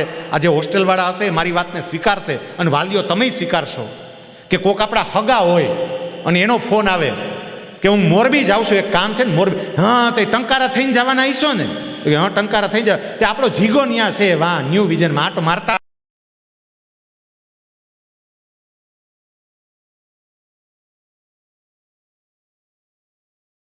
આવજો ને. તો એ પાછા આંટો મારવા આવ્યો, હગો હોતો ને. બોલો, મમ્મી પપ્પા તો હજી સમજ્યા એ આવે. સાહેબ કદાચ તમે તમારા દીકરા કે દીકરીને મળવા આવો, તમારી ક્ષમતા હોય, તમારી હેસિયત હોય, પણ આ જ સ્કૂલની અંદર ભણતા કેટલાક મમ્મી અને પપ્પા પોતાના દીકરા દીકરીઓને મળવા ન આવી શકતા હોય. એમને કામ એટલું રહેતું હોય, એ મજૂરી ખોટી ન કરી શકે એમ હોય, અને એના દીકરા ને દીકરી જ્યારે તમને જોવે ત્યારે એનું હૃદય જે વલોવાતું હોય ને, એના માટે કમસે કમ મળવા આવવાનું ટાળો. આજે તમને અહીંયા પેરેન્ટ્સ મિટિંગમાં બોલાવ્યા છે ને, હોસ્ટેલવાળા છે ને, હું ખાતરીપૂર્વક કહું, બોલો આ પેરેન્ટ્સ મિટિંગમાં આવ્યા ને, હોસ્ટેલવાળા માટે અડદિયાનો ડબ્બો ભરીને લઈ આવ્યા છે. બોલો, જો નાસ્તાનો થેલો, ગાંઠિયા, અડદિયા, ફલાણું, આ અડદિયા ખાઈને ગળદિયા જેવા થઈ જાય પછી. ખોરાક ખાઈ ભાગ ભજવતો હોય વાંચવામાં, શુદ્ધ દેશી ઘીના 3 ટાહવેડા હોય બરોબરના, તો વાંચવામાં મન લાગે? ઝોલા જ ખાય, આમાં મત થાય. એમાંય થોડો કંટ્રોલ રાખો. આ કેટલીક બાબત હસી મજાકમાં કહી છે, પણ સાહેબ ગંભીરતાપૂર્વક વિચારજો. આ દીકરા અને દીકરીઓને, પેરેન્ટ્સને મારે એ કહેવું હતું, ડિસ્ટર્બ નહીં કરતા. સાહેબ ઘણો બધો સમય થયો, હું અહીંથી જે બોલું છું એને ઓલમોસ્ટ 1.5 કલાક ઉપર સમય થયો, પણ છેલ્લી 5 મિનિટમાં હવે આપણે વાત પૂરી કરવી છે. ચંદ્રયાન મિશનમાં આપણે સફળ રહ્યા એના 4 કારણ મેં તમને કહ્યા. એનું 5મું કારણ છે નેવર ગીવ અપ. ક્યારેય હથિયાર હેઠા નહીં મૂકવા. આપણા વૈજ્ઞાનિકોએ ક્યારેય હાર સ્વીકારી જ નથી. ચંદ્રયાન 2માં આપણે નિષ્ફળ ગયા. જે લોકોએ જોયું હશે, જેને સાયન્સમાં રસ હતો એને ખબર છે, રાતના 2-2:30 વાગ્યા હતા. વડાપ્રધાન પોતે હાજર હતા. સાહેબ, આપણે નિષ્ફળ ગયા, અને નિષ્ફળ ગયા પણ બીજે દિવસે વડાપ્રધાન આ વૈજ્ઞાનિકો પાસે પહોંચી ગયા અને વૈજ્ઞાનિકોને સાંત્વના આપતા એવું કહ્યું કે તમે કોઈ ચિંતા નહીં કરતા, તમે બધાએ પૂરતી મહેનત કરી છે. કદાચ આપણે નિષ્ફળ ગયા, આપણી કંઈક ખામી રહી ગઈ હશે, આપણે ખામી શોધી અને ખામીને સુધારી. સોહનલાલ દ્વિવેદીની એ પંક્તિઓ યાદ આવે જે ઘણા હરિવંશરાય બચ્ચનના નામે ચડાવી દીધી છે. સોહનલાલ દ્વિવેદી બહુ સરસ કહે છે, લહરો સે ડરકર નૌકા પાર નહીં હોતી, કોશિશ કરને વાલો કી કભી હાર નહીં હોતી. એની છેલ્લી પંક્તિ પકડીએ જે આપણને લાગે છે કે કદાચ નિષ્ફળતા મળે તો શું કરવું. સોહનલાલ દ્વિવેદી કહે છે છેલ્લી પંક્તિમાં, બહુ સરસ વાત કહે છે અને એવું કહે છે, असफलता चुनौती है स्वीकार करो, क्या कमी रह गई देखो और सुधार करो, संघर्षों का मैदान छोड़ यूं मत भागो तुम, जब तक सफल न हो नींद चैन को त्यागो तुम, ऐसे ही किसी की जय जयकार नहीं होती, कोशिश करने वालों की कभी हार नहीं होती. साहब, મહેનત કર્યા કરજો. વિદ્યાર્થી મિત્રો, માની લો કે આજની આ વાત પરથી તમને એવું લાગે કે સાહેબ, સફળતાનું પહેલું કારણ આત્મવિશ્વાસ, સમજણ. સાહેબ, સફળતાનું બીજું કારણ ગોલ સેટ કરવો, સમજણ. સાહેબ, સફળતાનું ત્રીજું કારણ સખત મહેનત કરવી, સમજણ. સાહેબ, સફળતાનું ચોથું કારણ મોજ મજાથી જાતને દૂર લઈ જવી, સમજણ. અને આ ચારેયનો અમલ કરવા છતાંય શક્ય છે કદાચ સફળતા ના મળે. અને સફળતા ના મળે ને ત્યારે વિદ્યાર્થી, તમે 2 બાબત યાદ રાખજો. એક, તમે બહુ જ મહેનત કરી હોય, દિલથી મહેનત કરી હોય અને છતાંય તમને ધારી બ્રાન્ચમાં, તમારી ઈચ્છા પ્રમાણેની બ્રાન્ચમાં, ઈચ્છા પ્રમાણેની કોલેજમાં તમને એડમિશન ના મળે તો એટલું વિચારજો કે ભગવાન તમને આના કરતાંય કંઈક વધારે સારું આપવા માંગતા હશે. હતાશ કે નિરાશ નહીં થતા. કેટલાક નિરાશ થઈ જાય, મને અહીંયા એડમિશન ના મળ્યું. સાહેબ, એના કરતાં વધારે સારું આપવા માંગતા હોય. ડૉક્ટર કલામ, એના જીવનનું સપનું હતું કે મારે ફાઇટર પ્લેનના પાયલોટ બનવું છે. જ્યારે એરફોર્સની જાહેરાત આવી, એને એપ્લાય કર્યું. સાહેબ, એક પછી એક ટેસ્ટ એ પાસ કરતા ગયા અને જ્યારે છેલ્લા સ્ટેજમાં, ઇન્ટરવ્યૂના સ્ટેજમાં પહોંચ્યા, દહેરાદૂનમાં એનું ઇન્ટરવ્યૂ હતું. સાંભળજો આ વાત ખાસ. ઇન્ટરવ્યૂમાં અલગ અલગ 27 વ્યક્તિ હતી, બધાના ઇન્ટરવ્યૂ થયા. કલામનું ઇન્ટરવ્યૂ પણ થયું. ઇન્ટરવ્યૂ બહુ સારું ગયું. કલામને હતું કે આપણું 100% સિલેક્શન થશે. 8 વ્યક્તિને લેવાની હતી. રિઝલ્ટ ડિક્લેર થયું અને કલામનું નામ 9મા સ્થાન પર હતું. 8ને લેવાના અને કલામ 9મા સ્થાન ઉપર. આ કેના જેવી વાત થાય? MBBSનું છેલ્લું એડમિશન અટકે, હવે તમારે જવું હોય તો ડેન્ટલમાં જાઓ, BAMSમાં જાઓ, MBBSમાં નથી. આ એના જેવું થયું સાહેબ. 8 સિલેક્ટ થયા, આનું નામ 9મું. બહુ આંચકો લાગી ગયો. કલામ એવું કહે છે, હું દહેરાદૂનથી સીધો ઋષિકેશ ગયો, સ્વામી શિવાનંદજીના આશ્રમમાં ગયો. સ્વામી શિવાનંદે મારા ચહેરા પર જોઈને બધું સમજી ગયા, મારી યારે વાત કરી, એને બધી ખબર પડી. અને એ વખતે સ્વામી વિવેકાનંદે મને, સ્વામી શિવાનંદે મને એવું કહ્યું હતું કે તમે મહેનત પૂરતી કરી હતી? મેં કહ્યું હા. તમારું પરફોર્મન્સ બરોબર હતું? મેં કહ્યું હા. તમને એવું લાગતું હતું કે તમારું સિલેક્શન થવું જ જોઈએ? મેં કહ્યું હા. અને તોય તમારું સિલેક્શન ના થયું? કલામ કે ના. અને એ વખતે સ્વામી શિવાનંદજીએ કહ્યું હતું, તો સમજજો કે ભગવાન તમને આના કરતાં કંઈક વધારે સારું આપવા માંગતા હશે, એટલું સમજજો. કલામ કે ત્યારે તો મને નહોતું સમજાતું, પણ 2002માં જ્યારે હું ભારતનો રાષ્ટ્રપતિ બન્યો, અને રાષ્ટ્રપતિ એટલે આપણી ત્રણેય પાંખ, આર્મી, નેવી અને એરફોર્સ, એ ત્રણેયના જે વડા હોય ને એના સુપર કમાન્ડર કહેવાય. આપણને બધાને વિદ્યાર્થીઓને ખબર છે, સુપર કમાન્ડર, બંધારણીય સર્વોચ્ચ વડા કહેવાય. અને એટલે જ્યારે એની સોગંદ વિધિ પૂરી થઈ રાષ્ટ્રપતિ તરીકેની, અને ત્રણેય પાંખના વડા એને સેલ્યુટ મારવા માટે આવ્યા. કલામ એવું કહે છે કે ત્રણેય મારી સામે ઊભા હતા, પણ મારું પહેલું ધ્યાન સીધું જ એર માર્શલ ઉપર ગયું, કારણ કે મારું સપનું હતું એરફોર્સમાં જવાનું. અને એનો હેડ, એરફોર્સનો હેડ મારી સામે ઊભો હતો. અને એ મને જેમ સેલ્યુટ મારતો હતો ને, ત્યારે મને સ્વામી શિવાનંદજીના શબ્દો યાદ આવ્યા કે ભગવાન કંઈક સારું આપવા માંગતા હશે. તમને ભગવાન સારું આપવા માંગતા હશે. સ્વીકારજો, સ્વીકારજો, જે પરિણામ આવે તે. હતાશ નહીં થતા, નિરાશ નહીં થતા, કોઈ એવા વિચારો નહીં કરતા. સાહેબ, કેટલા દીકરા અને દીકરીઓ ખાલી 2-5 માર્ક ઓછા આવે, 2-5% ઓછા આવે અને જીવન સમાપ્ત કરવાના નિર્ણયો પણ લે. સાહેબ, 2 માર્ક ઓછા આવે, 2% ઓછા આવે, આ તો સામાન્ય પરીક્ષા છે. ભલે અગત્યની છે, પણ સર્વસ્વ પરીક્ષા નથી, એ સમજજો. આમ તો જીવનમાં રાજકારણીઓ પાસેથી કોઈ દી કાંઈ પ્રેરણા લેવાય નહીં, પણ રાજકારણીઓ પાસેથી એક પ્રેરણા લેવા જેવી છે, એક પ્રેરણા. અને એ કઈ? તો કે 1947માં આપણે આઝાદ થયા, આઝાદીને 75 વર્ષ પૂરા થઈ ગયા. ગયા વર્ષે આપણે આઝાદીનો અમૃત મહોત્સવ ઉજવો, અને આ 75 વર્ષના ઇતિહાસમાં સાહેબ એક પણ રાજકારણીએ ચૂંટણી હારવાને કારણે કે ઓછા મત મળવાને કારણે આપઘાત કર્યો હોય તો એક ઘટના લાવીને બતાવો. હાલો, એકે આપઘાત કર્યો હોય તો કોઈ હું તો ચૂંટણી હારી ગયો, કોઈ નહીં સાહેબ, કોઈ. ચૂંટણી હારી ગયા હોય આપણને થાય કે હું મોઢું બતાવશે, મત જ ન દીધા લોકોએ, આવ શું કરશે. અને વિડીયોવાળા જો એની સામે જઈને ઓલા પત્રકારો આમ કરીને ભૂંગળું આમે રાખે, આપણને થાય બિચારો બોલશે, હું તો દાંત કાઢતા કાઢતા જવાબ આપે. જનતા જનાર્દનનો ચુકાદો અમને શિરોમાન્ય છે, લોકોની વચ્ચે જશું, અમે અમારી જાતની તપાસ કરશું, ક્યાં ભૂલ રહી ગઈ એ જોશું, ફરીથી મહેનત કરશું. અત્યારે હેઠા જ ન મૂકે, બોલો.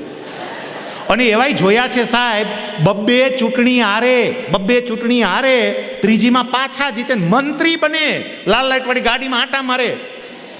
વિદ્યાર્થી મિત્રો સમજો, એક વખત ઓછા મત મળવાને કારણે કે ચૂંટણી હારવાને કારણે એ રાજકીય નેતાને પોતાનું નસીબ અજમાવવા માટે 5 વર્ષ રાહ જોવી પડે. આપણને કદાચ ઓછા માર્ક મળે તો ખાલી 1 જ વર્ષ રાહ જોવાની હોય, બીજા વર્ષે પાછું નસીબ અજમાવી શકીએ. 1 જ વર્ષ રાહ જોવાની. હતાશ કે નિરાશ શું કામ થયું? આજે આ 1.5 થી પોણા 2 કલાક, હવે તો પોણા 2 કલાક થવા આવશે, પણ અત્યંત શાંતિથી ને ધીરજથી તમે બધાએ આ વાતો સાંભળી છે. સાહેબ એક બાબત સમજીને જજો, વિદ્યાર્થી, વાલી, બધાએ, ભગવાનનું કોઈ કાર્ય કારણ વગરનું હોય જ નહીં. એટલે આ સેમિનાર એમને નથી થયો સાહેબ. આ દિલીપ સરે મને ફોન કર્યો, ડેટોય બદલાણી, મેં આપી દીધી હતી ડેટો, આજની તારીખે જ રાખ્યો, હું જ અહીંયા આવ્યો અને મેં તમને આ બધી વાતો કરી. સાહેબ આ કોઈ દિલીપ સરનું આયોજન છે જ નહીં, આ શૈલેષ સકપરિયાનો કોઈ સહયોગ છે જ નહીં, આ કુદરતનું આયોજન છે. અને કુદરત મને માધ્યમ બનાવીને કોઈ એક સંદેશો તમારા સુધી પહોંચાડવા માંગતી હતી. કુદરત એવું કહેતું હતું કે મારે આને આ કેવું છે, પણ તને માધ્યમ બનાવવો છે, તું માધ્યમ બનીને કહી આવ. અને એ જ વાત મેં તમારી સમક્ષ મૂકી છે. તમારી જે વાત હોય એ વાતને પકડજો. આજના દિવસે માં સરસ્વતીના ચરણોમાં પ્રાર્થના કરીએ, આપણા ઈષ્ટદેવના ચરણોમાં પ્રાર્થના કરીએ, આપણા ગુરુદેવના ચરણોમાં પ્રાર્થના કરીએ કે ચંદ્રયાનની સફળતા માટે આપણા વૈજ્ઞાનિકોએ જે 5 સિદ્ધાંતો અપનાવ્યા, આત્મવિશ્વાસ, સ્પષ્ટ ધ્યેય, પ્રચંડ પુરુષાર્થ, મોજ મજાથી જાતને દૂર અને ક્યારેય હથિયાર હેઠા નહીં મૂકીએ, આ 5 સિદ્ધાંતો આપણામાં પણ આવે. આપણે પણ બોર્ડની પરીક્ષામાં અને તમામ પરીક્ષામાં ખૂબ સફળતા પ્રાપ્ત કરીએ એવી મારી હૃદયપૂર્વકની શુભેચ્છાઓ. વંદે માતરમ. ભારત માતા કી જય.